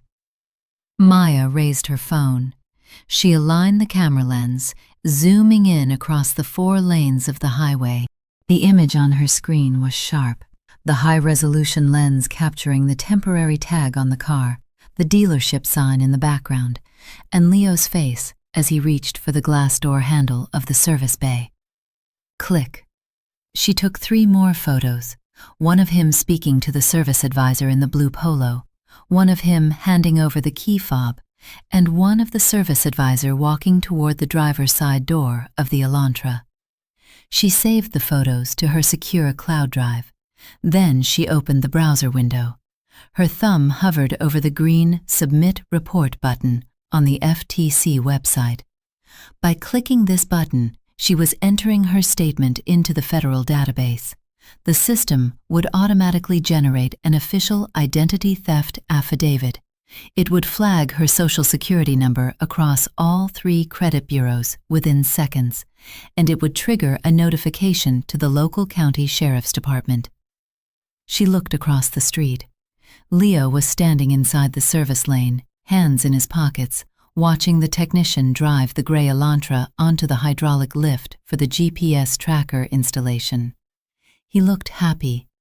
He looked like a young man who had finally beaten the system, who had secured his dignity at his sister's expense. Maya's thumb pressed the screen. Report submitted successfully. Your FTC affidavit number is 2026-ID-94821. She closed the browser.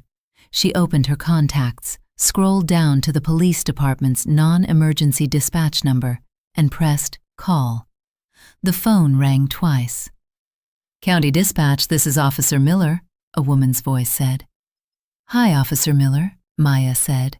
Her voice was quiet, hollow, and entirely devoid of emotion. "My name is Maya Vance. I'm calling to report an active identity theft and unauthorized vehicle use. The suspect is currently in possession of a fraudulently registered vehicle at Valley Hyundai on the Northway Mile." "We have your details on file, Ms. Vance," Officer Miller said, her voice competing with the soft, high-pitched beep of her terminal. "I see the FTC report has been logged under affidavit number 2026-ID-94821. You are stating that the suspect is your brother, Leo Vance, and that he is currently in possession of the vehicle at Valley Hyundai?" "Yes," Maya said. She rested her wrist on the steering wheel of her parked sedan, her eyes fixed on the gray Elantra across the highway. "The vehicle was purchased using a forged limited power of attorney on October 22nd. My brother is there right now for a 9 o'clock appointment to install a GPS tracker. The keys are in the possession of the service advisor." "And you wish to report the vehicle as stolen and the transaction is fraudulent?" "I do," Maya said. "I am dispatching Unit 402 to the scene now," Officer Miller said. "He's currently about 3 miles south of your location. Please keep this line open, Ms. Vance. The deputy may need to contact you directly once he makes contact with the suspect." "I will," Maya said. She hung up and set the phone in her lap. The interior of her car was freezing now. Her breath left her in thick, white puffs that drifted toward the windshield, slowly fogging the glass. She didn't turn on the heater. She didn't want the noise of the fan to drown out the sounds from across the street. She reached over and rolled her passenger side window down 3 inches, letting the cold, damp morning air rush in. From this distance, she could hear the dull, wet hiss of the traffic on the Northway Mile, semi-trucks spraying gray road mist into the air as they sped past, and the distant metallic clang of a tire iron hitting the concrete floor of a nearby garage. At 9:12 a.m., the police cruiser arrived. It was a white Ford Explorer, its blue and red overhead lights silent but pulsing with a rapid, blinding strobe that reflected off the wet asphalt of the dealership's driveway. The deputy didn't use his siren. He pulled the heavy vehicle into the lot, angling the bumper sharply behind the gray Elantra, blocking it completely within the service bay entrance. Maya picked up her phone. She opened the camera app and zoomed in. Through the lens, she watched the driver's side door of the cruiser swing open. Deputy Higgins, a tall, thick-shouldered man with a heavy utility vest and a chrome-plated badge gleaming on his chest, stepped out. He adjusted his duty belt with both hands, the metal handcuffs in their leather case clinking against his baton, before walking slowly into the brightly lit service lane. Leo was standing near the hydraulic lift, his hands tucked deep into the pockets of his black windbreaker. As the deputy entered, the service advisor in the blue polo shirt pointed toward Leo. Maya watched Leo's body language shift in an instant. His shoulders, which had been relaxed and slumped, suddenly squared. He took his hands out of his pockets, his palms flat against his thighs, his chin tilting upward in that aggressive, defensive posture he always assumed when cornered. He was talking, his mouth moving rapidly as he gestured toward the gray Elantra with a thumb. The deputy stood perfectly still, his feet planted wide, his hands resting near his belt. He didn't look at the car, his eyes were locked on Leo's face. He pulled a small black notebook from his breast pocket and began to write.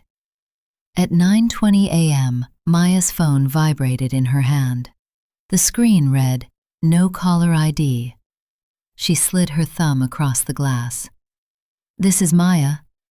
"Ms. Vance, this is Deputy Higgins with the County Sheriff's Department." The man's voice was deep, dry, and slightly distorted by the wind on his end. "I'm currently at Valley Hyundai on the Northway Mile. I have a male subject here, Leo Vance, who claims to be your brother. He is in possession of a gray 2021 Hyundai Elantra registered in your name." "Yes," Maya said, her voice flat, steady, and entirely devoid of the panic that normally accompanied a police call. "Mr. Vance states that you purchased this vehicle for him as a gift, and that he has your full permission to operate it and bring it in for service today. Is that correct?" Across the street, through the glass wall of the service bay, Maya could see Deputy Higgins holding his phone to his ear with his left hand, while his right hand remained resting on his utility belt. Leo was standing 2 feet away from him, his face flushed red, his fingers twitching against the seam of his sweatpants as he tried to read the deputy's expression. "No," Maya said, "that is not correct. I did not purchase the vehicle. I did not sign the loan documents, and I did not authorize my brother to operate the vehicle. My signature was forged on a limited power of attorney to bypass the dealership's verification process." There was a brief silence on the line, filled only with the crackle of a radio transmission from Higgins' shoulder mic. "Are you prepared to sign a stolen vehicle report and press charges for forgery and identity theft, Ms. Vance?" "I am," Maya said. "I have already filed the federal affidavit with the FTC. The number is 2026-ID-94821. I have photographic evidence of the suspect practicing my signature in our basement." "Understood," Higgins said. "Please remain at your current location or near a phone. I will call you back shortly once we have the subject in custody." "Thank you, Deputy," Maya said. She hung up. Through her passenger window, she watched the scene unfold in the service bay. Deputy Higgins lowered his phone. He looked at Leo, said something brief, and then stepped behind him. Leo didn't run. He stood frozen, his mouth open, his eyes wide as Higgins reached behind his back and pulled the silver handcuffs from their case. The metal gave a sharp, rapid zip, zip, zip as the cuffs were locked around Leo's wrists. The technician in the blue polo shirt stepped back, his eyes wide, his hands holding a clipboard against his chest, as the deputy led Leo out of the service bay and toward the rear door of the cruiser. The county sheriff's substation smelled of wet floor sealant, old paper, and the burnt chemical odor of industrial decaf coffee that had been sitting on a warming plate since 6 in the morning. Maya sat on a stiff blue plastic chair in the small waiting room. Across from her, a bulletin board was pinned with yellowing notices about municipal zoning laws and expired flyers for a deputy-sponsored charity raffle. The heavy glass door to the main office was thick, reinforced with a wire mesh that distorted the shapes of the deputies moving behind it. Every 60 seconds, the clock on the wall gave a heavy metallic clink as the minute hand dropped. The security lock on the glass door buzzed. Deputy Higgins walked out carrying a yellow manila folder under his arm. His heavy boots squeaked on the gray linoleum as he approached her. He looked tired, the gray bags under his eyes darker than they had been in the showroom light across the street. "Ms. Vance," he said, nodding toward the door. "Come on back to the interview room. We'll get this finalized."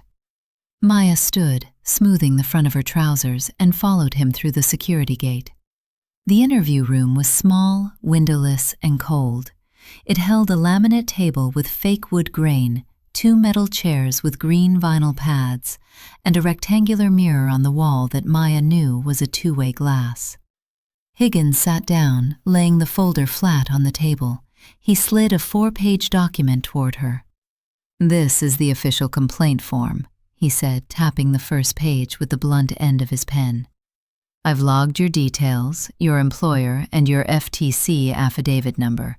Because the loan amount is over $20,000, this isn't a petty theft. We're looking at Class D felonies for forgery, grand larceny, and identity theft. The state takes these subprime auto scams very seriously." Maya looked down at the document. The print was crisp, black, and perfectly aligned. Suspect: Leo Vance. Charge: forgery in the 2nd degree, grand larceny in the 3rd degree, identity theft in the 1st degree. "Before you sign this, Ms. Vance, I need to be entirely clear with you," Higgins said, leaning back in his chair. He clutched his hands over his stomach, his eyes fixed on her face. "In these family cases, once the complainant signs the formal affidavit and the booking is finalized, we cannot stop the process. Even if your parents find the money to pay off the lender tomorrow, the county prosecutor will proceed with the charges. The state becomes the plaintiff." "I understand," Maya said. "And you still wish to proceed?" "Yes," Maya said. She reached into her handbag, pulled out her phone, and set a small black USB flash drive on the laminate table. "On this drive, I have loaded the high-resolution photographs I took of my brother's desk in the basement," she said, her voice dropping into a quiet, clinical cadence. "There are 3 images of the practice sheets where he traced my signature in pencil. There is a scan of my old driver's license, which went missing from my wallet last year. And there is a copy of my 2024 federal tax return, which he took from my locked document box." Higgins looked at the small plastic drive, then back at Maya. His eyebrows rose by a fraction of an inch. In 10 years of patrol and station work, he had likely dealt with hundreds of emotional, weeping family members who hesitated, lied to protect their children, or eventually tore up the complaint forms in a fit of guilt. He had never had a victim hand over a neatly indexed digital folder of her brother's forgery practice sheets on a USB drive. "You're very thorough," he said. "I keep a ledger," Maya said. She picked up the cheap blue plastic pen Higgins had laid on the table. The plastic near the top was covered in small, jagged teeth marks, the nervous habit of some previous witness. Maya held the pen near the metal tip, keeping her fingers away from the chewed plastic. She signed her name on the line marked "Complainant Signature, Maya L. Vance." She wrote it in her neat, blocky print, the letters small, upright, and entirely distinct from the rounded, shaky loops Leo had practiced on the yellow legal pad. "Where is my brother now?" she asked, setting the pen down. "He's being processed in the holding cell downstairs," Higgins said, sliding the papers back into the folder. "He'll be transferred to the county jail by noon. Since he has a prior record of reckless driving and a failure to appear from 2 years ago, the magistrate isn't going to let him out on his own recognizance. He'll need a cash bail." Maya stood up, picking up her handbag. "Thank you, Deputy. We'll contact you if the detective assigned to the case needs any further statements, Ms. Vance. Have a safe drive." Maya walked out of the substation, the heavy glass door clicking shut behind her. Outside, the drizzle had started again, a light, cold needling of water that turned the gravel of the parking lot dark. She got into her sedan, started the engine, and checked the dashboard clock. 3:12 p.m. If she drove the speed limit, she would arrive back at the house by 3:45 p.m. It would look exactly like she was returning from her voluntary Saturday shift at Lakeside Logistics. She would be tired, her feet would be cold, and she would have her handbag over her shoulder, just like any other Saturday. She drove south along the bypass, the wipers making a dry, rhythmic squeak against the glass. At 3:42 p.m., she turned into the gravel driveway.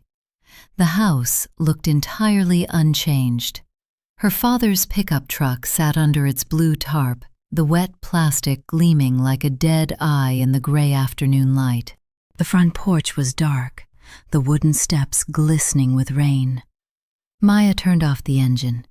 She sat in the quiet of the car for 30 seconds, letting the rattle of the old exhaust fade from her ears, before grabbing her bag and stepping out. She walked up the porch steps, her flats squeaking on the wet wood. She reached out and turned her key in the front door. As the latch clicked open, she heard it. Inside the house, the telephone on the small hall table was ringing, a loud, old-fashioned brass bell that rattled through the hollow wood of the front door with a desperate, metallic persistence. The telephone on the hall table was a beige, wall-mounted trim line from the late 90s. Its coiled cord was gray with 15 years of kitchen grease and dust, stretched out so long from Helen dragging it into the pantry for private calls that the plastic loops had lost their tension, hanging in a tangled, loose vine toward the floorboards. The brass bell inside the casing rang with a high-pitched, metallic shriek that vibrated the cheap wood paneling of the hallway. Maya stood in the entryway, the front door still resting against her back. She didn't reach for the receiver. She slowly unbuttoned her coat, her fingers cool and precise, as she watched the kitchen doorway. A sudden, frantic rustling came from the kitchen. Helen emerged, her apron strings dragging on the linoleum behind her. Her face was flushed, a high, anxious pink across her cheekbones. She had been waiting for this ring all afternoon, expecting Leo to call and say the tracker was installed, that the Elantra was legally cleared, and that they had gotten away with it. "I've got it! I've got it!" Helen gasped, her voice cracking as she rushed past Maya. She snatched the receiver from the cradle, her thumb pressing the talk button so hard her knuckle went white. "Leo? Sweetie?" She stopped. Her shoulders, which had been raised in anticipation, dropped by an inch. "Yes," Helen said, her voice instantly dropping into that guarded, defensive register she used with strangers. "Yes, this is his mother, Helen Vance. Who is this?" Maya set her handbag on the laminate bench. She sat down, unlacing her boots with slow, methodical pulls of the cotton laces. She didn't look up, but her ears were tuned to the silence between Helen's words. "What?" Helen's hand clutched the coiled cord, her fingers tightening until the plastic gave a tiny, dry squeak. No, that's impossible. He was just getting the car serviced. He had an appointment." Another pause. The muffled, rhythmic drone of a male voice came through the earpiece, dry, professional, and entirely unbothered by her rising panic. "Arrested?" Helen's voice rose to a shrill, thin peak that rattled the small glass window pane in the front door. "For what? Under what charges? Forgery? Grand larceny? No, there's been a mistake. The car belongs to his sister. She's right here. She gave him permission." She turned her head slowly, her eyes locking onto Maya. The look in her mother's eyes was no longer the anxious, manipulative warmth of the dinner table. It was a cold, wild terror mixed with a sudden, ugly realization. The skin around Helen's mouth went a dry, sickly yellow. "But she's the owner," Helen whispered into the receiver, her fingers shaking so violently the plastic phone rattled against her cheek. "If she didn't report it..." "What do you mean she signed the warrant? Who signed it? Who called you?"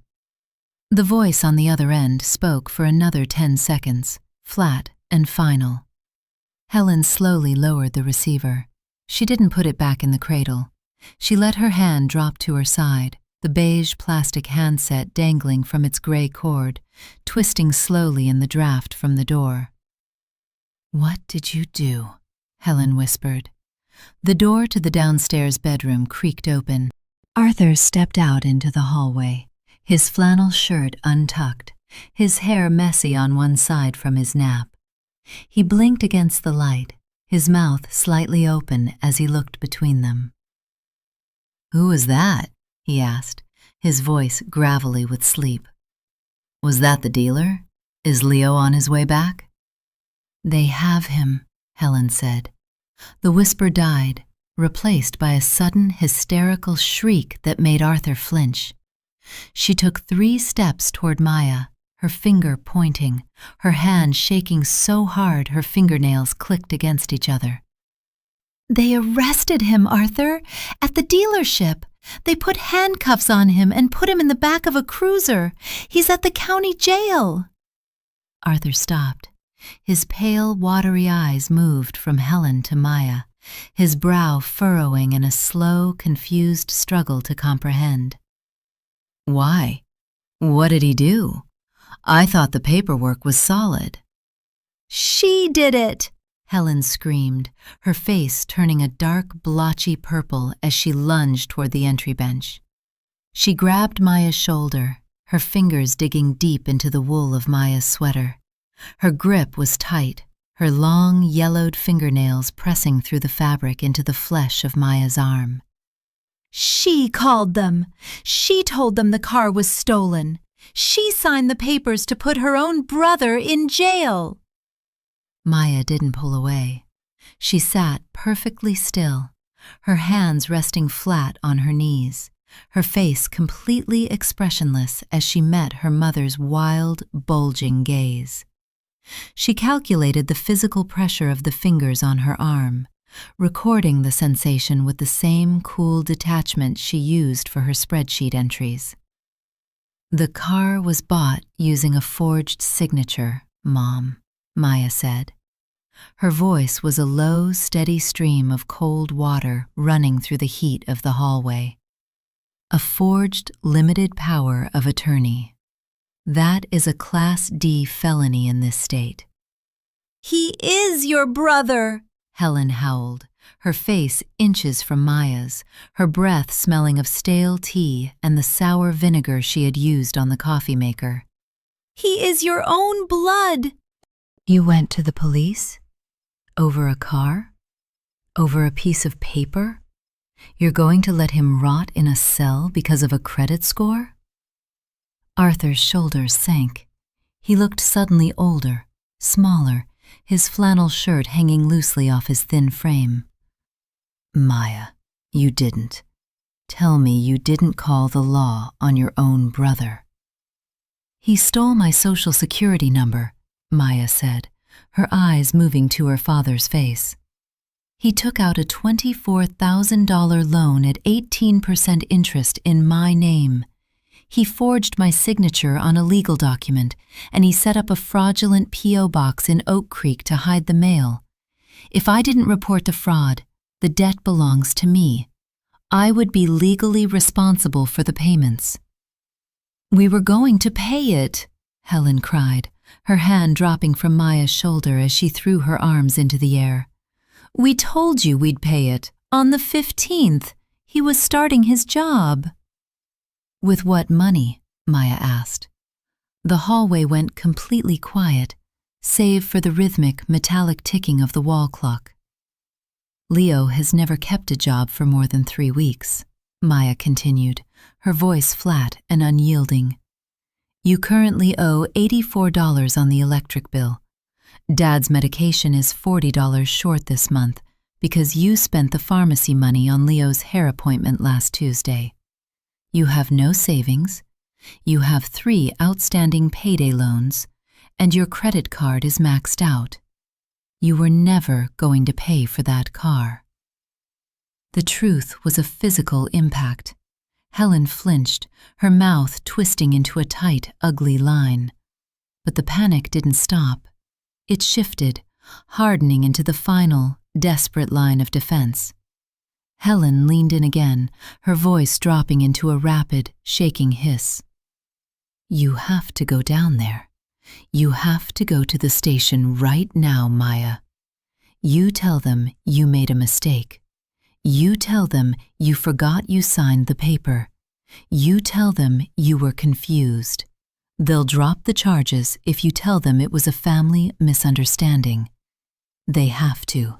"I am not going to lie to a deputy," Maya said. "You have to," Helen screamed, her voice rising to a frantic, rattling screech. "If you don't, he goes to prison. He'll have a record. He'll never get a job. You'll destroy his life, Maya. Do you want that? Do you want to destroy your own family?" Maya stood up from the bench. She was 3 inches taller than her mother, and she used the height now, looking down into Helen's blotched, tear-streaked face. "You destroyed it when you took the loan," Maya said. She picked up her handbag, turned her back on them, and walked down the short hallway to her bedroom, shutting the door until the lock gave a clean, heavy click. The hollow core door of Maya's bedroom was exactly 1 3/8 inches thick. It was made of cheap pressed plywood, painted with a white semi-gloss that had yellowed into a dirty ivory around the brass lock set. It was so thin that she could hear the tiny metallic click of the kitchen toaster timer and the wet, heavy wheeze of her father's lungs as he stood in the hallway on the other side. He didn't pound on the wood. He just stood there, his shadow cutting off the thin sliver of yellow light that usually ran under her door. "Maya," Arthur said. His voice was low, flat, and scraped against the thin plywood like dry sandpaper. "Open the door, girl. Let's talk about this. We can figure something out. We don't need the county people involved in our business. We're family." Maya sat on the edge of her twin bed. Her back was pressed against the cold plaster wall, her knees pulled up to her chest. She didn't answer. She didn't move. Arthur waited. She could hear his thumb idly tracing the brass ridge of the doorknob, a dry, rhythmic shh, shh sound.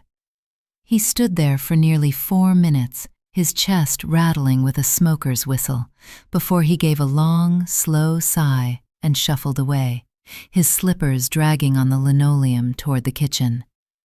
A moment later, the kitchen storm began. The clatter of the trimline receiver hitting the laminate counter was loud, followed by the rapid, angry click of the plastic keypad as Helen dialed. "Clara?" Helen's voice was high, trembling, and pitched in a theatrical, trembling vibrato that Maya had heard 1,000 times before during their various financial emergencies. "Clara, it's Helen. It's Leo. They took him. No, not the registry. The police. They arrested him at the Hyundai place. No, Clara, listen to me. It was Maya. She called them. She signed some paper. Yes, she put her own brother in jail." Maya listened, her chin resting on her knees. "Clara, we need $3,000 for the bondsman," Helen pleaded, her voice dropping into a desperate, wet sob. "He says the magistrate won't let him out on signature bail because of his old failure to appear. If we don't have the cash, he has to stay in the county jail until his arraignment on Monday. Clara? Clara, please. He's your nephew. He's just a boy. Clara?" A sharp, hollow click came through the wall. Aunt Clara had hung up. She was a retired schoolteacher who lived on a fixed pension in a trailer park 3 miles north, and she had already lent Helen $1,500 in 2024 to cover Leo's court costs for his reckless driving charge. She had never seen a single dime of it back. "Selfish!" Helen spat, her voice instantly turning dry and vicious as she slammed the receiver back onto the wall cradle. Dirty, selfish old woman. I hope her roof leaks." "She doesn't have the money, Helen," Arthur's voice murmured from the table. "She has it. She has that state pension. She's just hoarding it like a rat," Helen ranted. The sound of her pacing was a rhythmic, heavy thudding that made the ceiling joists in Maya's room creak. "Call Greg. Give me the directory. Call Greg." "Greg's card is maxed out," Arthur said. "He told me at the hardware store last week he had to pawn his generator just to pay his gas bill." "I don't care." "Call him anyway. Tell him we'll pay him back with interest." "With what interest, Helen?" Arthur's voice was suddenly louder, carrying a rare, blunt edge of anger that made the pacing stop. "We don't have any money. The rent is due in 5 days. We have $12 in the jar. Every card we have is locked. Where are we getting interest?" "We'll figure it out," Helen screamed. "We always figure it out." "We don't figure it out," Arthur said, his voice dropping back into that flat, exhausted grayness. "We just find someone else to pay for it. And now there's no one left." The silence that followed was heavy, cold, and absolute. Maya looked down at her hands. Her fingernails were short, neat, and clean. In the dim blue light of her phone screen, her skin looked pale, almost translucent. She felt no rush of victory, no warm satisfaction of revenge. It was simply the reality of a math problem that had finally reached its inevitable conclusion. For years, her family had operated under the assumption that Maya's clean record, her steady job, and her perfect credit were a natural resource, like the well water that ran through the pipes, free for the pumping. They had taken, used, and polluted it, confident that the well would never run dry because Maya was the responsible one.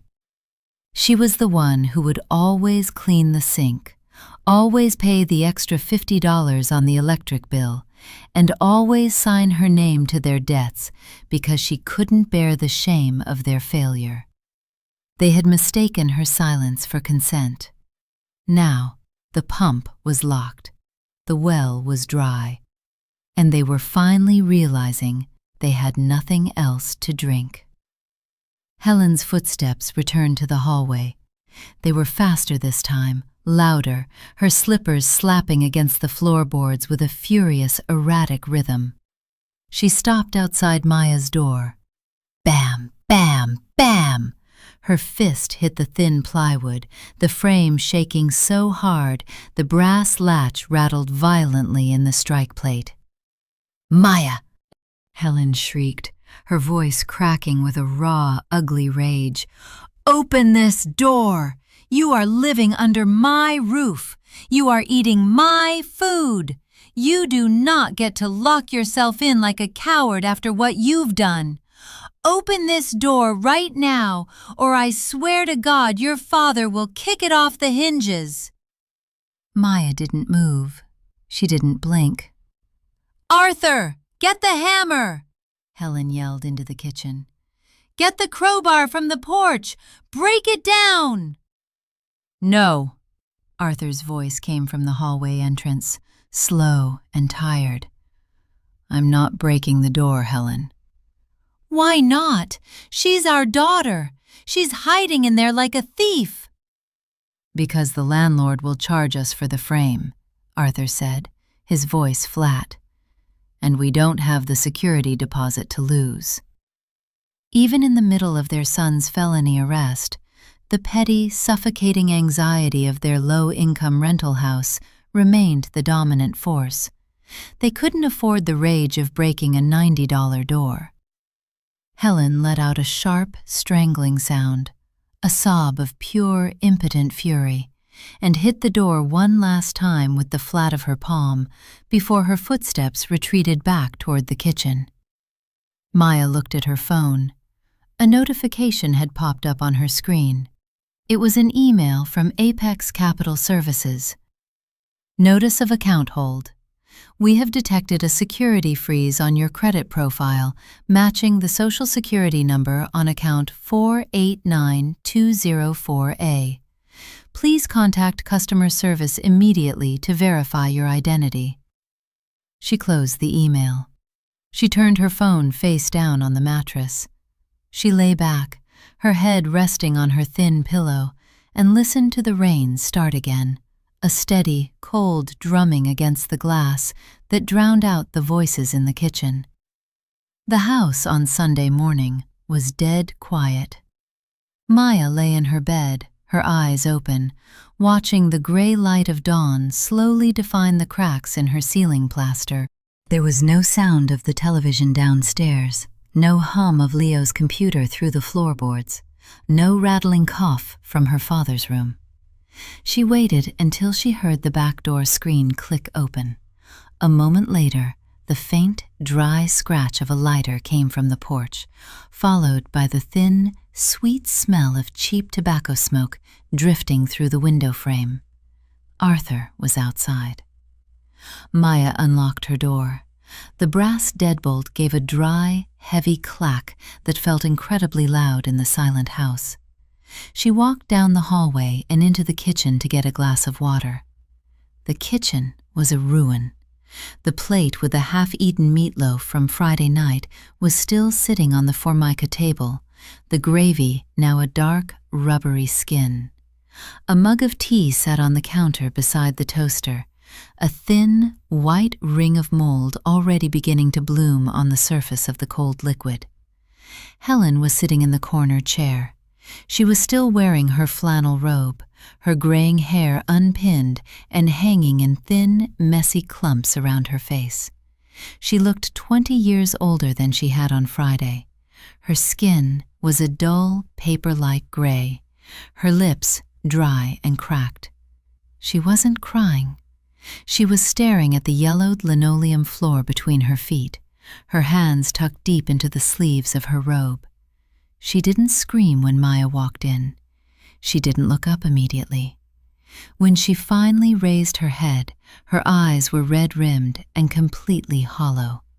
The frantic, hysterical rage of the previous night had vanished, replaced by a cold, greasy despair.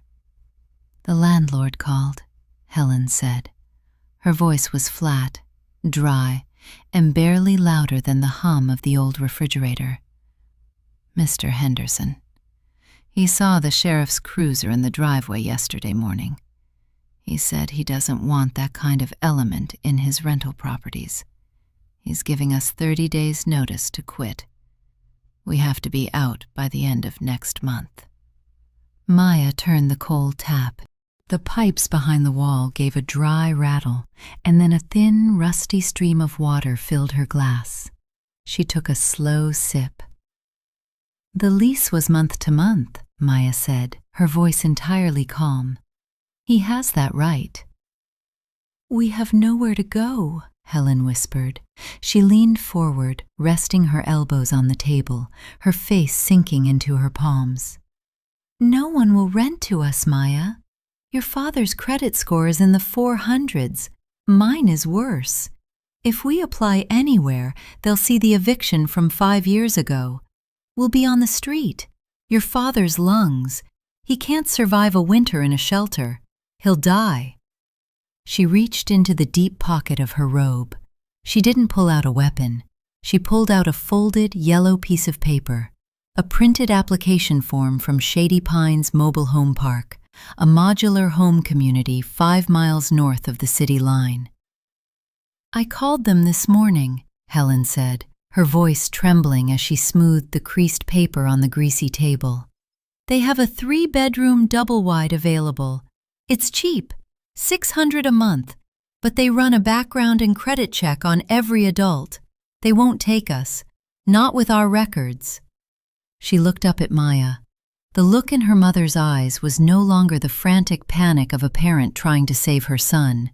It was a cold, terrifyingly calculated plea. "If you sign it," Helen whispered, her fingers tapping the signature line on the yellow paper. "Just as the primary tenant. Your credit is perfect. They'll approve the application in an hour. We can pack the truck and be in there by next weekend." Maya stood by the sink, the glass of water cool in her hand. She didn't speak. "And we won't try to get Leo out," Helen added quickly, her voice dropping into a desperate, hurried rush. "We won't call the bondsman again. We won't ask Greg for the money. We'll let him stay in the county jail. We'll let the state do whatever they want to him. He made his bed, he can lie in it. Just save us, Maya. Just sign the lease so your father has a roof." The trade. Maya looked at the yellow paper on the table and then at her mother's pale, desperate face. The sheer transactional rot of the offer was breathtaking. Helen was willing to abandon her golden boy, the son she had doted on, the son whose dignity she had valued above Maya's entire financial existence, the moment he was no longer useful to her. Leo was simply currency. When he was a tool for their convenience, they coddled him. Now that he was a liability, they were ready to barter him away to get back to the resource they had lost, Maya's name. They didn't love Leo. They didn't love Maya. They loved the survival they could squeeze out of both of them. "No," Maya said. Helen's hand stopped on the paper. Her mouth opened, but no sound came out for 3 seconds. "Maya, please, your father's medicine." "I am not signing another lease," Maya said, her voice a flat, cool stream of water running through the ruin of the kitchen. "I am moving out on the 15th of next month. I've already secured my own apartment." Helen's face went entirely white. She stood up, her flannel robe slipping from her shoulders. "You're leaving us? To starve? To freeze? We're your parents, Maya. We gave you everything." "You took $24,000 in debt in my name," Maya said. She set her empty glass in the sink, the glass clinking sharply against the porcelain. "You forged my signature on a power of attorney. You set up a fraudulent email filter to keep me in the dark, and if I signed this lease today, you would default on the rent in 6 months and leave me with the eviction on my record." She turned and walked toward the hallway. "I'm going to my room to pack my clothes," Maya said. Behind her, in the quiet of the kitchen, Helen didn't scream. She didn't throw a plate. She simply sat back down in the wobbly chair, her hands falling lifelessly into her lap, as the yellow application paper began to slide off the table onto the dirty linoleum floor. The sharp, ripping screech of brown packing tape echoed through the small bedroom. Maya pulled a long strip from the plastic dispenser, the jagged metal teeth of the blade cutting the tape with a clean plastic snap. She pressed the adhesive flat against the seam of the cardboard box. The box was a medium-sized, heavy-duty container she had brought home from the warehouse at Lakeside Logistics, smelling of compressed starch and dry dust. She had 3 of them. That was all she needed. Her entire life in this house, her clothes, her books from her 2 years of community college, her grandmother's cast-iron pan, her single pillow, and her desk lamp fit into 3 boxes. From the hallway, there was no sound. Today was Monday. At 9:30 a.m., 3 miles away in room 104 of the county courthouse, Leo was scheduled for his initial arraignment. There would be no family members sitting in the heavy wooden gallery. Helen and Arthur had no way to get there. The gray Elantra was sitting in the county sheriff's impound lot, held as material evidence of a felony, and Arthur's truck had less than 2 gallons of gas left in the tank. They had no money for the bus fare. They had no money for a lawyer. Maya folded a heavy knit sweater and laid it at the bottom of the second box. The door to her bedroom was open now. She didn't need to lock it anymore. The lock had served its purpose. The boundary was established, and the territory was hers. A shadow fell across the threshold. Arthur stood there. He was wearing his work boots, but they were unlaced, the dirty nylon tongues hanging loose over his ankles. He had a yellow plastic cup of tap water in his hand, his thumb leaving a damp, gray smudge on the plastic rim. He looked older, His shoulders hunched so low his flannel shirt hung off him like a wet sack. He didn't look at the boxes. He looked at the empty space on her dresser where her small digital clock had been. "You're really going then," he said. His voice was low, carrying the dry, raspy wheeze of his chest. "Yes," Maya said. She wrapped her desk lamp in a cotton towel and placed it beside the sweater. "The landlord, he's coming by on Wednesday to sign the surrender of the lease," Arthur muttered. He took a small sip of the water, his throat clicking as he swallowed. "We have to be out by the 30th. I talked to my cousin Greg. He says we can store some of the furniture in his barn, but the damp will get to it." Maya didn't answer. She folded the cardboard flaps of the box over one another. "Helen's not well," Arthur continued, his eyes drifting to the floorboards. "She hasn't got out of bed since yesterday afternoon. She won't eat. I tried to make her some toast, but she just turned her face to the wall." Maya reached for the packing tape. The adhesive gave another long, loud shriek as she pulled it from the roll. "I left $60 on the kitchen counter," Maya said, her voice flat, even, and entirely professional. "That covers my portion of the water bill and the trash service up to the 15th of next month. My name is off the utility accounts as of this morning." Arthur nodded slowly. He didn't ask for more. He knew the $60 was exactly the mathematical limit of what she owed. "I don't suppose—" He paused, his chin sinking into his collar. "I don't suppose you'll be leaving an address?" "No," Maya said.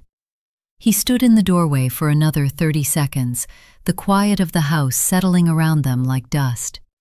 He didn't argue. He didn't plead. He was a man who had spent his entire life watching things fall apart, and this was simply one more collapse to add to the sequence. He turned and shuffled back toward the living room, his unlaced boots clacking softly against the pine floor. Maya pressed the tape flat on the third box. She pulled her phone from her pocket. A new email had arrived from the Apex Capital Fraud Department. "Dear Maya Vance, we have completed our investigation into account 489-204-A.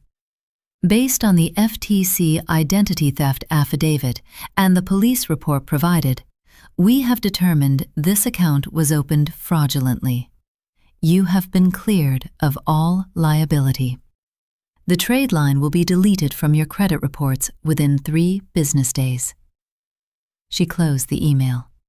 She opened her credit monitoring app. The orange score of 632 was still there, but she knew the deletion of the $24,000 debt would restore her score to its original 742 by the end of the week. Her security deposit was already paid on her new apartment. Her lease was signed. She was free. She picked up the first cardboard box, her arms wrapping around the thick cardboard, and carried it down the hallway toward the front door. The trunk of her 15-year-old sedan closed with a heavy, hollow thud that echoed through the quiet damp of the morning. Maya stood in the driveway, her hands resting on the cold, wet metal of the car's bumper. The air smelled of wet pine needles, exhaust fumes, and the sharp, clean scent of the rain that had finally washed the vinegar fog from the porch. She walked to the driver's side, but before she opened the door, her eyes caught the mailbox at the edge of the road. Its aluminum door was slightly ajar, the red metal flag rusted in the down position. She took a few slow steps toward it, her boots crunching softly on the wet gravel. She reached inside the cold metal tube.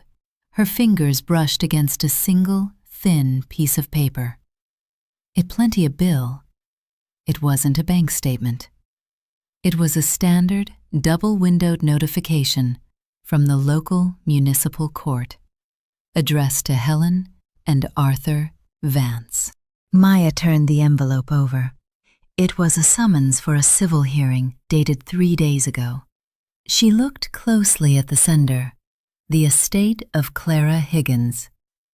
Aunt Clara's estate had filed a legal claim against her parents for the unpaid $1,500 from the previous year, seeking a lien against their personal property. It seemed Clara's executor was not as forgiving as the old schoolteacher had been. The court had set the hearing for next Tuesday, the exact day after Leo's arraignment. They had hidden this, too. They had kept this letter buried, hoping to use the Elantra, or Maya's credit, or some other desperate lie to stave off the second collapse. They had been drowning for months, and they had tried to pull her down into the dark water with them, just to buy themselves another 30 days of air. Maya did not put the letter back in her pocket. She did not tear it up. She laid the envelope flat on top of the mailbox, picking up a heavy, smooth gray river stone from the dirt and placing it carefully in the center to keep the paper from blowing away in the wind. It was their paper.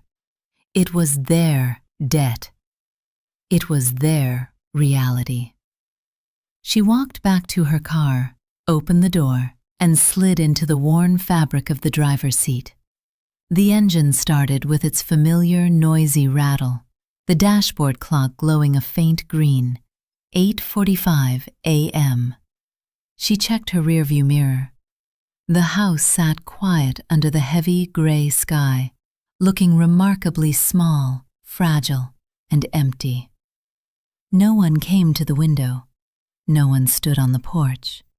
The blue tarp over her father's truck shivered slightly in the breeze, the water dripping from the rusted chrome bumper like slow, silent tears. Maya shifted the car into reverse. The tires rolled off the gravel, crossing the threshold of the driveway for the last time, and stepped onto the smooth, wet asphalt of the main road. She shifted into drive, her foot pressing the accelerator, and the old sedan moved forward, the engine settling into a steady, quiet hum as the house vanished behind the bend of the pine trees. The balance had been restored, the name was clean, and for the first time in 24 years, her ledger read exactly 0. Sometimes, the most devastating retribution is not a loud confrontation, but the quiet, absolute withdrawal of your presence. Karma does not require anger.